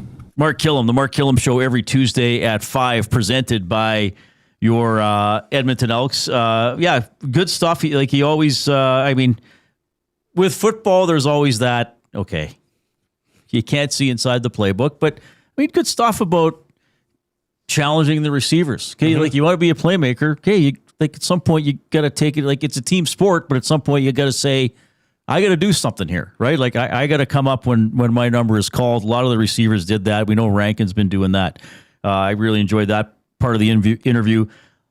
I'm with you about more separation from the Lions. This the story of the Elks for the previous 5 seasons was horrible starts, and playing catch up. And then, sometimes they'd play better, but it's they're still 3 wins out of a playoff spot. Put the Lions in that position, Yes. Get some separation. I say this, Jay, from covering sports most of my adult life. It is for the teams who are always playing from behind. It's exhausting. Yep. Because even you can have a good game or two. I don't care if it's football, hockey, baseball, basketball. If you're always oh man, we just won 3 in a row and we didn't even make up any ground. Or we passed one team, but we're still as far behind another team now. It's exhausting. So put another team in that situation where every loss just puts a little more doubt into them. Now, but in terms of the particular BC Lions being 0-3 and quarterbacked by Nathan Rourke, I make no assumptions about this game. This, well, we've seen this. Montreal was supposed to. Now Montreal beat Ottawa, but we were all it's going to be 40-10. They're all professional athletes. I the get league it. is crazy this year. The The league is scoring is crazy. almost nonstop. But I will say this. The Elks defense and that defensive line last week looked impressive. And you heard it from Coach Mark Kllum himself. I mean, those offensive linemen from Winnipeg are giants. They grind you down and they wear you down. The BC Lions do not have that O-line. No, fair. But you still, the Elks got to perform, though. And you've seen Nathan Rourke being uncomfortable in the pocket through all these first 3 games. BC looks disjointed. They do not look connected. Now, they've had injuries. They've had injuries with their receiving core, which is the strength of their offense. Okay. Yes. So you have to give them the benefit of the doubt. If the Elks come out and play their game, okay, win the turnover battle, defense bends but does not break. Yeah. And the offense is somewhat efficient, okay, and uses Justin Rankin, Rankin the damn ball, like I always say, they can absolutely go into Kelowna and put their foot on the neck of the throats of the BC Lions. And I mean that in a term of standings wise. You have an opportunity to pay back the team that has had your number for the last 6 meetings, and a quarterback in Nathan Rourke that has simply roasted you throughout his entire CFL career. You have that opportunity. You have the horses. Yeah. You have the defense. Like if Edmonton can go in there and limit Nathan Rourke and that offense to under 25 points, I mean, that would be a massive, massive victory. Lions have won 11 of the last 12 meetings. The Elks have not beaten Rourke. The Elks beat the Lions August 11th, 2024. Jake Delegala was the quarterback, who's not a very, he's still in the league. A couple of things in the nasty chat I want to get to. The North Sask Gator says, every week I say there's no way I could love Mark Kllum more, but here we are. Got to be the best coach for vibes and knowledge in Edmonton. I'd run through a wall for this guy, and I'm 5'8", 180. Okay, and I want to address something Hula Boy Steve wrote in, because Hula Boy Steve, I don't want to seem like I'm avoiding this question because you're kind of unhappy with something about the Elks. He says, my wife was at the Elks Game Changers event and said there were no Elks jerseys in the silent auction, but there were BC and Montreal jerseys. Can Mark comment on that? It would not be appropriate to ask Mark that question because he's not in charge of that. It would just, and the comparison I'll say is I wouldn't go to the person who organized the Elks Game Changers event and ask them about the play calling in the final minute of the game. I realize they all work for the Elks, but there are different parts of the organizations. Sure. So, I mean, that's not a question that Mark could answer. So, I mean, we're happy to ask listener submitted questions. I just don't. I want to tell Hula Boy Steve, I realize you're unhappy with something to do with the Edmonton Elks, but Mark can't answer that. That's not his part of the organization. So, anyway, but yeah, the CFL. I mean, I know there's a thing that it's like recency bias, but the numbers back it up. The start of this season has been epic football. I mean, what did we were talking about last week? On only one occasion has a team scored less than 20 points in a game. That was Winnipeg. The second lowest scoring team was 21. That was Ottawa. The third lowest scoring output by a team was 23 by Edmonton, and they won the game. So that shows you the Elks are good defensive teams. But, like, look at these scores, like 40-34, 37-35. Like, it looks like Montreal's got it in the bag, and Ottawa runs the kickback. Trust me, I know. In the final minute. Reid, look at these Even numbers. Calgary, BC, 41-33. Like, look at these numbers. I've got 2018, 19, 21. I've got from 2018 all the way to 2026. Okay. The total scoring, points per game, is currently the highest it's ever been. 63.5 average points. Do you know what the second closest is, Reid? 52 points.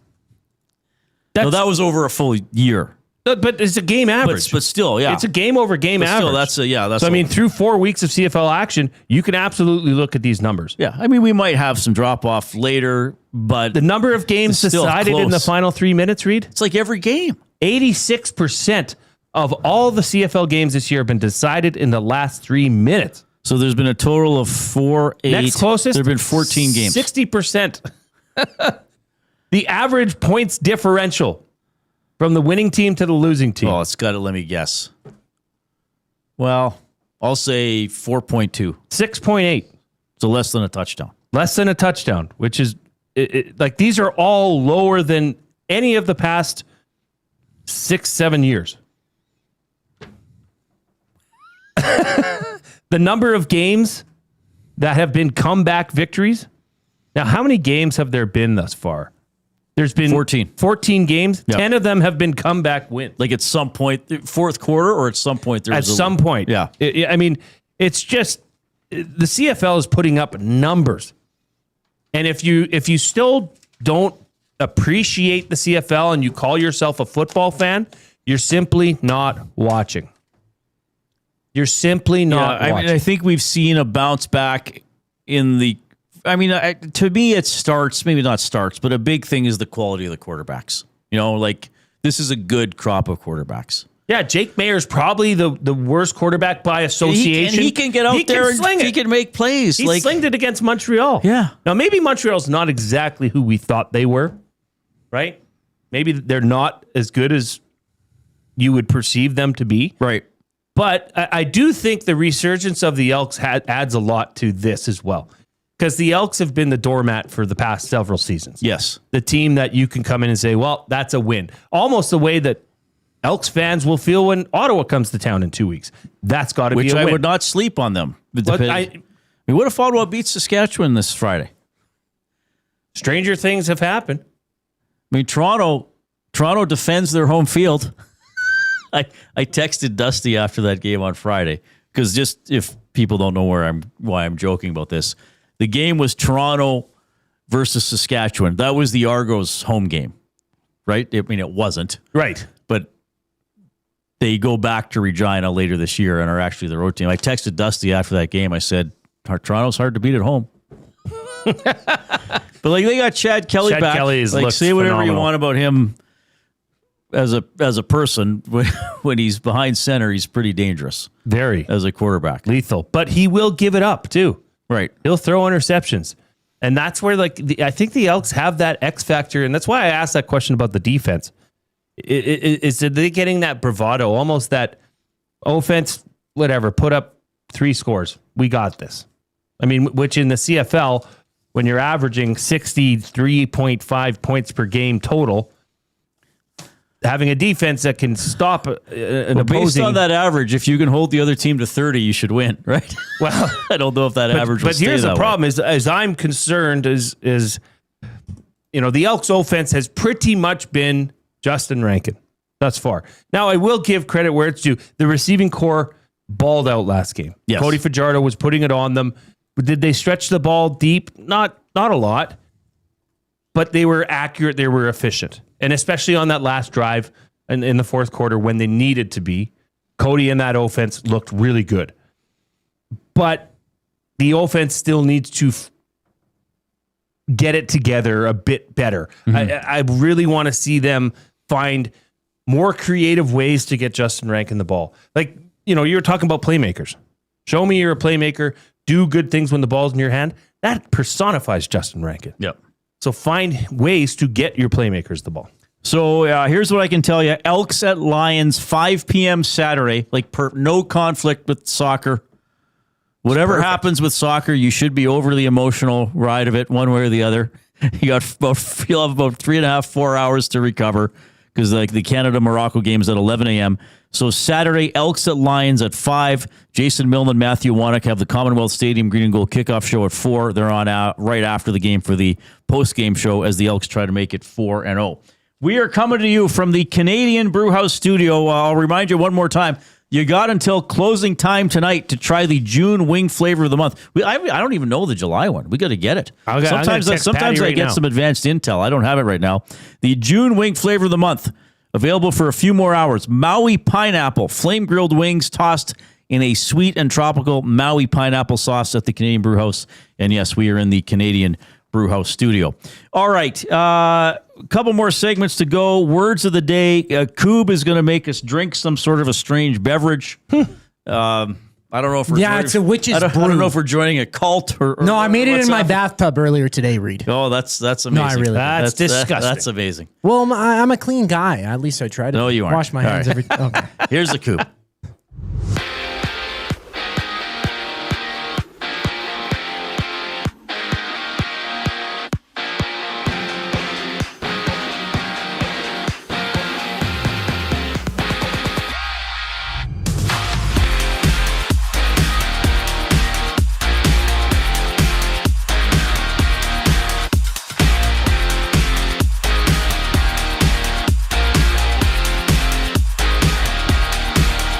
32 minutes ago, Shams Charania reporting that the Kawhi Leonard to the Raptors trade has been agreed to. The Clippers will receive unprotected first-round picks in 2031 and 2033, as well as 2030 and 2033 second-round picks.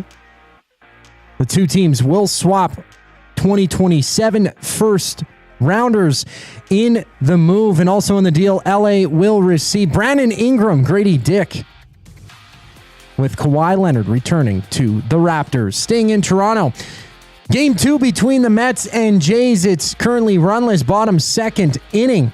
On the mound, it's Nolan McLean for New York. 2 outs for Toronto. Empty bases. Dalton Varsho up to bat. And in other news, Day 1, Week 5 Elks injury report. Linebacker Brock Mogensen did not practice with a hamstring injury. Joe Robustelli was also limited with a hamstring ailment. Locally, it's the Riverhawks in action against the Bells. Catch the game on any of EFC's audio streams. First pitch just after 7 to the World Cup. Mexico, they play Ecuador at 7 o'clock. The victor moves on to face one of England or Congo. And earlier, France toppled Sweden 3-0 while Norway defeated Ivory Coast 2-1. This sports update is brought to you by the Edmonton Elks. It doesn't start on game day. It starts before kickoff. Get your single game tickets today and be there for every hit, catch, and touchdown. Lock in your seats now at goelks.com/tickets. Buying or selling. Up next for Damon Bunting, I'm Zachary Kubish, keeping you up to date. The Oil Stream. Doc, don't mind. Here's hoping that he signs. I like him as a player. I think that's something that gets done, right? I think he's wanting to be here in Edmonton. But Jorventi, that whole situation still kind of confuses me. And then Spencer Stastny. When he came in, kind of like a lot of players when the Oilers, there was like, oh, you know what? The Oilers actually did okay with this. And then The Oil Stream, presented by Boston Pizza. Monday, Wednesday, and Friday afternoons at noon. Only on Edmonton Sports Talk. Your clear choice for Edmonton sports. When you bet with Play Alberta, you give back to Alberta. That's because it's the only app in the province that puts all revenue directly back into supporting programs and services that Albertans rely on every day. So next time you place a wager on your favorite team, know that you're also making a difference across the province through Alberta's General Revenue Fund. Visit playalberta.ca/EST to learn more. That's playalberta.ca/EST. Must be 18 plus. If you gamble, use your game sense. It's the weekend. The sun is out, and everyone, yes, even the kids, are bored. Bring them to the Canadian Brewhouse. Our patios have games to keep the whole family going. Rooftop views, real turf to run around on, and misters for when the summer gets serious. Oh, and we've still got the game on. Always. All day, all weekend, all summer. The Canadian Brewhouse, Canada's best patios. Looking for quality building materials and friendly advice? Visit us at Windsor Plywood Leduc, family owned and locally run since 1993. From interior materials for doors, flooring, baseboards, and all the finishing touches to all you need for your outdoor projects like cedar lumber for decks and fences. Plus, all the plywood you'd need. Our full-time on-staff carpenter can help with anything odd-sized or custom. And from domestic hardwoods to exotic selections, we've got you covered. And if we don't have it, we'll track it down for you. Windsor Plywood Leduc. We're the experts you need to know.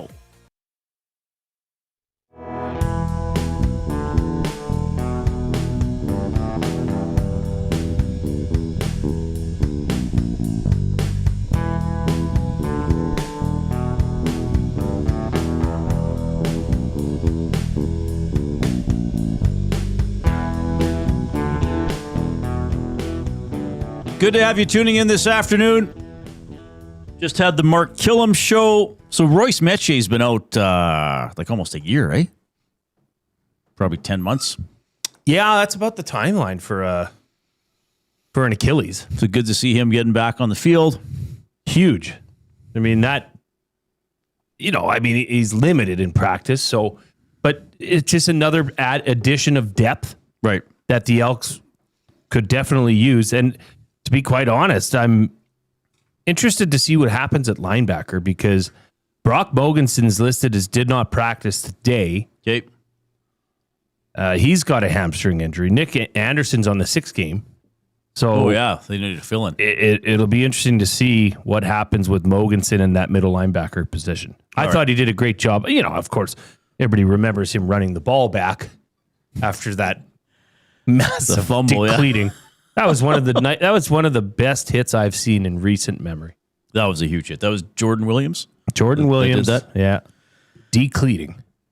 Portions of this hour presented by Commonwealth Stadium. So coming up right away here, the inaugural World Rugby Nations Cup. So you got world-class rugby right here in Edmonton. It happens over 2 weekends in July at Clark Stadium. So it's going to start on July 4th. So that's Saturday. Canada is going to play Spain. And then July 11th, the next weekend, you got Tonga coming to town to take on Spain. Canada will play Portugal. Tickets at ticketmaster.ca. Is this is in Monterey? Is it not? I think at Mexico City tonight for the Mexico game. These stadiums are fantastic. Don't they look brilliant? I hate to say this, like people are going to be, Reid, you're anti-American or whatever, but I don't know, man. Like I see some of the stuff, and I know the stadiums in the States are NFL stadiums and are massive and beautiful, but there's something about these games in Mexico. I don't know. You feel the vibe more coming off. I've noticed right away that most of the soccer stadiums, like in the American stadiums, the sideline wall up to the first row of the seats is probably 8 feet tall. So you get lots of World Cup press and coverage and signage there. The one in Monterey last night, it was probably 4 feet off the ground. People were right down to the field. Yeah, right? I liked how it looked. I like that. Yeah, it's like I know after that first match, I saw on Twitter somebody was like, should the final not be in Mexico City? Like I get having it in New York, New Jersey, which is not a real place, by the way. I think it was in the Rose Bowl in 1994. No, good for Mexico City. They actually get knockout games in their home country. Imagine that. Canada kind of got screwed there. I just think we had a Wannikin last week. They should have. I mean, could you not say, okay, if Canada advances, their first knockout game is in Canada? I mean, it doesn't have to be all of them, And I guess you could say, well, they had to finish their pool, but I don't know. Abuski says, somehow I missed the Mark Kllum show. How? Why? Oh, don't get me started on that, Abuski. Well, go back and listen to it after we're done. It's a lot of fun. Edmonton Sports Talk is presented by Play Alberta. Go to playalberta.ca or get the Play Alberta app. People can still hop in on your play of the day, right? What's going on there? Oh, absolutely. You've got until 7 p.m. So it's Raul Jimenez, one or more goals versus Ecuador. That's been boosted to plus 255. And just want everybody to know, my two plays on goals scorers earlier in the day, I mean, they were somewhat still chalky, but they hit. Holland and Mbappe both scored. So trying to hit the trifecta of goal scorers here. Is this real, this meme or whatever they're called going around of Holland frightening himself in the mirror while he's eating? Is that real? I don't know. Have you seen this? Yes, Dude, I have. Have you seen that? Is that real or is that AI? I haven't seen him scaring himself in the mirror. But he kind of like. But I've seen. He looks. Like You know what I'm starting to think?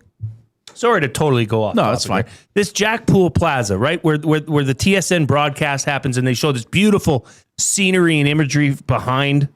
Yeah. Right. So I heard on the Hangout today that Jasmine was there, Doug McLean was there, and like police are not letting you past to limit the amount of aquatic vehicles in that shot. Right.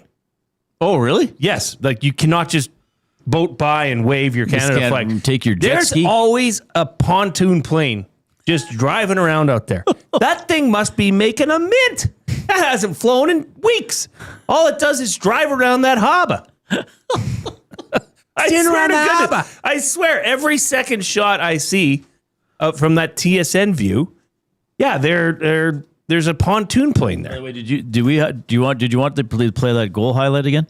From Boston? Oh, we must. I think you wanted to hear that again. Yeah, this Group F audio highlight. Group F in Boston. A goal scored here from earlier today.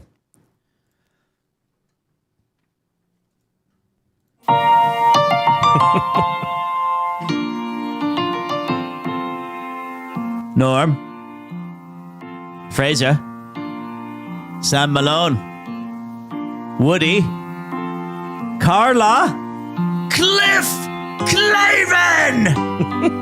Cliff Claven! The mailman delivers, and now everyone shall know his name. Take a break from all your worries. It's time for cheers. Advancement no longer in jeopardy. Who is a historic goal scorer? The answer is Cliff Clavin. God, that song is so good. Didn't know the show. I know the song though. Play it again. Just play the song. Play it again. Well, just like, isn't this beautiful? So this has no singing because I just wanted the music in the background. Takes everything you got. Yeah. And what is Break it? from all your worries sure would help a lot. Wouldn't you like to get it? No, yeah. No, were you doing it right? I don't know. Yeah. Sometimes you ought to go where everybody knows your name. Bum, bum, bum. And they're always glad you came. So you want to be the people being. So I found the full lyrics, and I found like the full lyrics. Yeah, they're like, they're extended. Man, I miss that show. Yeah, you know who else misses it? It's Kawhi Leonard. This is Kawhi Leonard watching Cheers. Hey, Kawhi, Norm just walked into the bar. Hey, Kawhi, Goob's going to make us drink something foreign on the Reid Wilkins show. Well,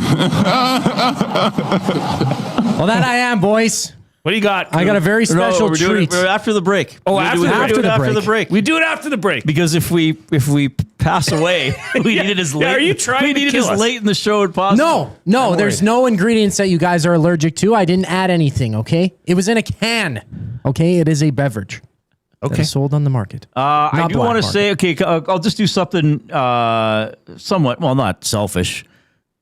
I used to always run the Canada Day road race. It starts and ends by the Ledge. Great run down along River Valley Road. If you're doing the 15K, you go up Emily Murphy Hill through the Windsor Park area there, I think it's called, back down Grote Bridge. If you're running that tomorrow, have fun. There's a 5K and a 15K. And really, whatever you're doing for Canada Day, have fun. But I know this always used to be a big running day for me. This was one of my traditional races. Actually, the first race I ever did was the 5K, I think back in 2009. Maybe someday I'll do it again, but I did sign up for the 10K. Yes, congrats. In August. So that's a great way to start. I used to do the 10K, or I used to do the 15K, go home and shower, drive to Ched for free agency shows. Oh, my. Yeah. Good for you. Yeah. All right. So when we get back, did we have anything else we need to do here? We're going to do the drinks when we get back. And then if the drinks go okay, then we're going to do. Yeah, if we're able to finish the show, we will. If we're able to finish the program, then we'll do words of the day for the Edmonton Public Library. One more update from the Coop.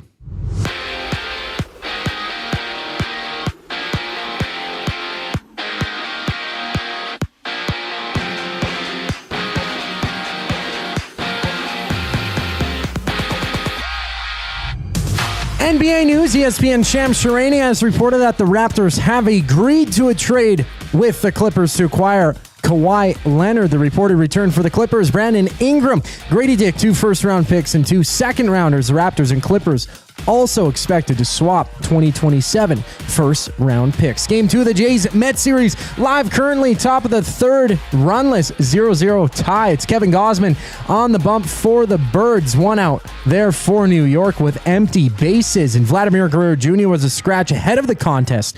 He's out of action with back tightness. Locally, the Riverhawks, they challenge the Bells. Listen to the game on any of EST's audio streams. First pitch just after 7, and in the World Cup, Mexico, they play host to Ecuador at 7 o'clock. The victor moves on to face one of England or the Congo.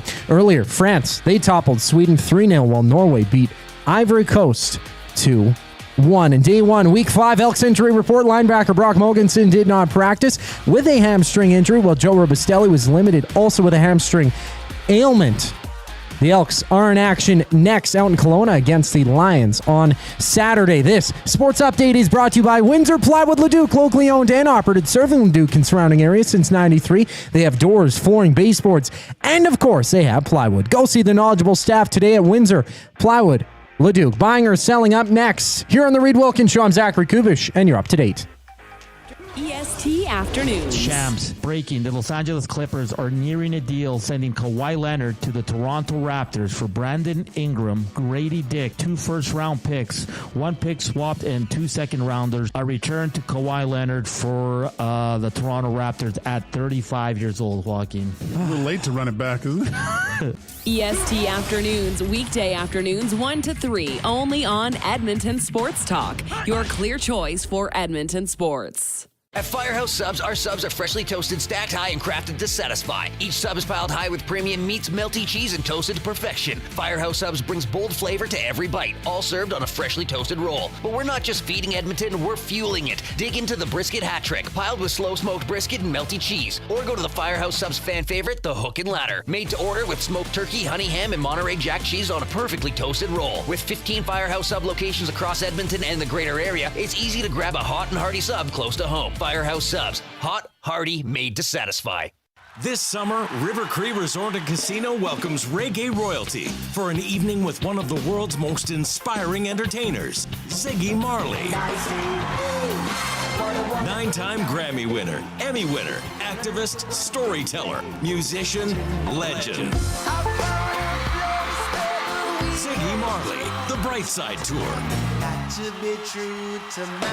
July 5th at the River Cree Resort and Casino. Get tickets now at rivercreeresort.com. Hi there. If you're like me, you like to picture yourself in luxury, even though there's absolutely no way you could afford it. And if you can, well, even better. Thankfully, I picture myself in something that is luxury, but still absolutely affordable, like the all-new Mazda CX-90 from Park Mazda. With the new luxury features like facial recognition settings and quilted detail Napa leather seating, I can pretend to be comfortable with all of my proper settings activated without even touching a button, thanks to Mitch Lewicki and the great staff at Park Mazda. I like to picture Mitch Lewicki as a ninja fighting off evil samurai. Park Mazda, your dealer for life in Sherwood Park off Y Road, parkmazda.ca. Your brand deserves more than just a whisper, it deserves a buzz. At the Hive Product Marketing, they specialize in promotional products that bring the buzz. From eye-catching giveaways to unforgettable keepsakes, they got the perfect products to make your brand stand out and get noticed. Visit the Hive Product Marketing and let them create the buzz your business deserves. The Hive Product Marketing, the official merch partner of Edmonton Sports Talk. Visit them online at thehiveproductmarketing.com. Looking for a winning strategy for your retirement? Contact me, Joaquin Gage at K4 Financial, where expertise meets dedication. I will always look for a careful approach to your retirement, ensuring your financial future is secure. From tailored strategies to clear, actionable advice, I'm here to guide you every step of the way. Don't leave your future to chance. Get in touch with me, Joaquin Gage, today at k4financial.ca or email joaquin.gage@k4financial.ca to start planning for a brighter future and a more secure retirement. Tell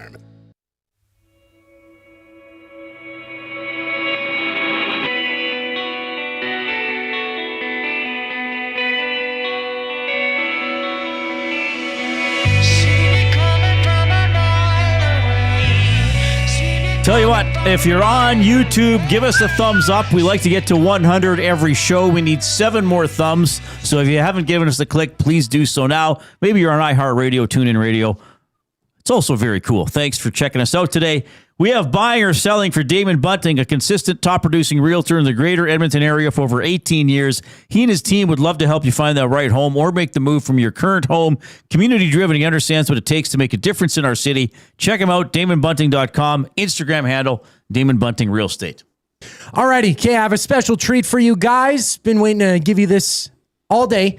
Now, certain drinks just cross my mind. There's certain combinations of drinks that just excite me, and this one really caught my eye. Reid, you know a little bit about this, but Jay, I'm going to ask you to taste test this and tell me what combination you think this is. Okay, well, I completely trust you. I can't remember what you told me, quite frankly. It smells like Sprite. If you're not on YouTube, it looks like urine. It looks like unhealthy urine. It's like a little darker, it's brownish. It's like a dehydrated. It's like almost like a red ale. It's a lager. Yeah. A bit lighter, but a lighter dark beverage. Ooh. It is a awesome combination. I feel like it's a summery drink. This is alcoholic? This is non-alcoholic. You can buy this. I would say. No, I'm going to say it's honey Sprite. Honey Sprite, I like the guess. There's an iced tea component to this. Well, you guys are precisely right. It's Sprite mixed with iced tea, 50-50. Oh, really? Which is an odd combo in my mind. Spiced tea. Spiced tea. I don't think they actually call it that, but I got the can. Trademark. Yeah, you should get it. This is actually, you didn't just combine It's this. real Sprite. It comes in the can and bought it everything. somewhere. Yes, it's a Sprite plus tea. It should be spiced tea. You should be a part of the marketing team. It has a bit of a ginger ale. Yeah, it's just, to me, it's just okay. I wouldn't seek it out. If I had to drink some, I don't know if I could do a full can. It's just okay. Well, buying or selling if I had to, I'd sell on it. Mixed beverages are better than just standalone pops or any kind of beverage. No, That's such a wide range. Come on. Well, okay. I'll sell on that. I'll play sell with it. Yeah, because I don't drink a lot of pop, but if I'm in the mood for a can of Coke, I want to crack that sucker, pour it over ice, and know what I'm getting. You just want a Coke. Yeah. I just want a Coke. I don't. If I want iced tea, I'll have iced tea. If I want Sprite, I'll also have just Sprite. Yeah. Although it is I see what they've done. But zero sugar, zero calories. It's fine. Yeah, it's fine. calories. Yeah, it's just fine. It doesn't blow me away. It's a nice subtle flavor, but it's just okay. The zero sugar thing, I've never really okay. Well, buying or selling that, do you want to see pop companies make more odd combinations? Maybe this isn't that odd, but Talk about things I've never before considered and never will again. Do you want to see pop companies make more odd combinations? Yeah, why not? I love trying certain things. Like pop in its own form is a weird thing. Yeah, it is massive amounts of sugar. Yeah, or aspartame. Yeah, true. For the zero which sugars. is also not fantastic. Yeah, it's disgusting. It's awful for you. Yeah, that's why I don't drink. That's why I have a splash. That's why I have a splash of Coke instead of a full Coke. All right. Interesting. Interesting. Yeah, but it was is thanks okay. for bringing something to the I'm table. a weird-minded fellow. Oh, well. Have you seen the Red Hot Frank's Red gummy bears at all? Can't touch them. Don't want them. No, I don't know if I would be. You wouldn't even interested try in them? those. Well, I feel alone, guys. What Thanks. part of having gummy bears in heat? I just don't get it.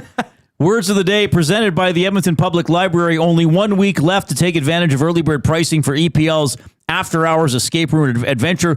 Locked Library, the bookcase. Whether you're a puzzle pro or just looking for a one-of-a-kind night out, Locked Library offers suspense and unforgettable fun in one of Edmonton's most iconic spaces.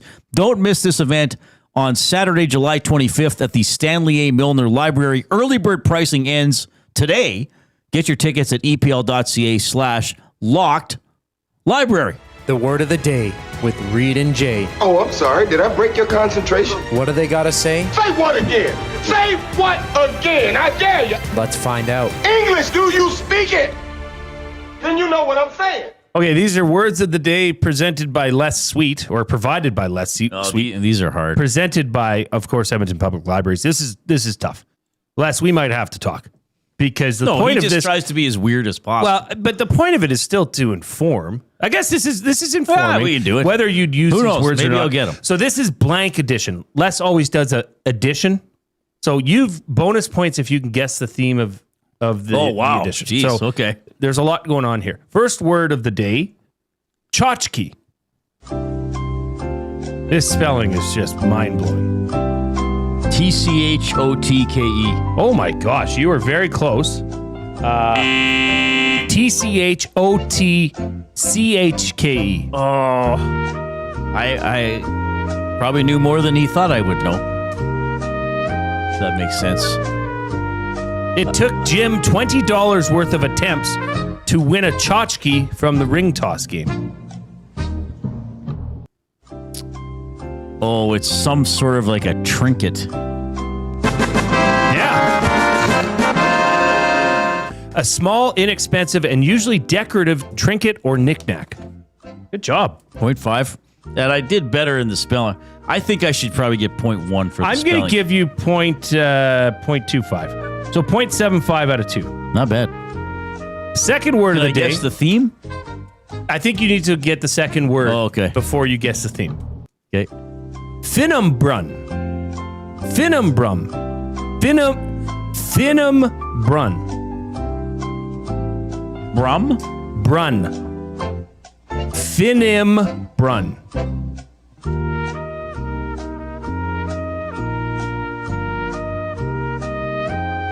PHINIMBRUN. So close. F. Oh, it does start with an F? F-I-N-N-I-M-B-R-U-N. Yeah, I didn't have a double N either. Okay. Wonder if it's penumbrum. Penumbrum? Maybe that's what it is. Penumbrum. It's a real tongue twister. Sentence. It took Jim $20 worth of attempts to win a penumbrum from the ring toss game. A trinket. So this is the trinket edition. This is the Carnival edition. No. K-Days edition. No. Stampede edition. No. Think of the sentences from both. The Carnival edition. Contest edition. No, but these are both different words, but they... Oh, synonym edition. Hey! So now, because you got the addition, that takes you up to a 2.25. How many guesses did I need? Out of 4. You passed. Okay. That's shady marking. That's okay. Well done, Les. I've come around on that one. All right, so Canada Day tomorrow. Enjoy it, whatever you're doing. We will be on live 10 a.m. tomorrow. Dustin Nielsen, Ben Thompson, and I for our free agency special for an undisclosed amount of time, but we'll have you updated on whatever the Oilers do and any big stories from around the National Hockey League. I'm Zach Kubish and Jason Milne. I'm Reid Wilkins. Happy Canada Day.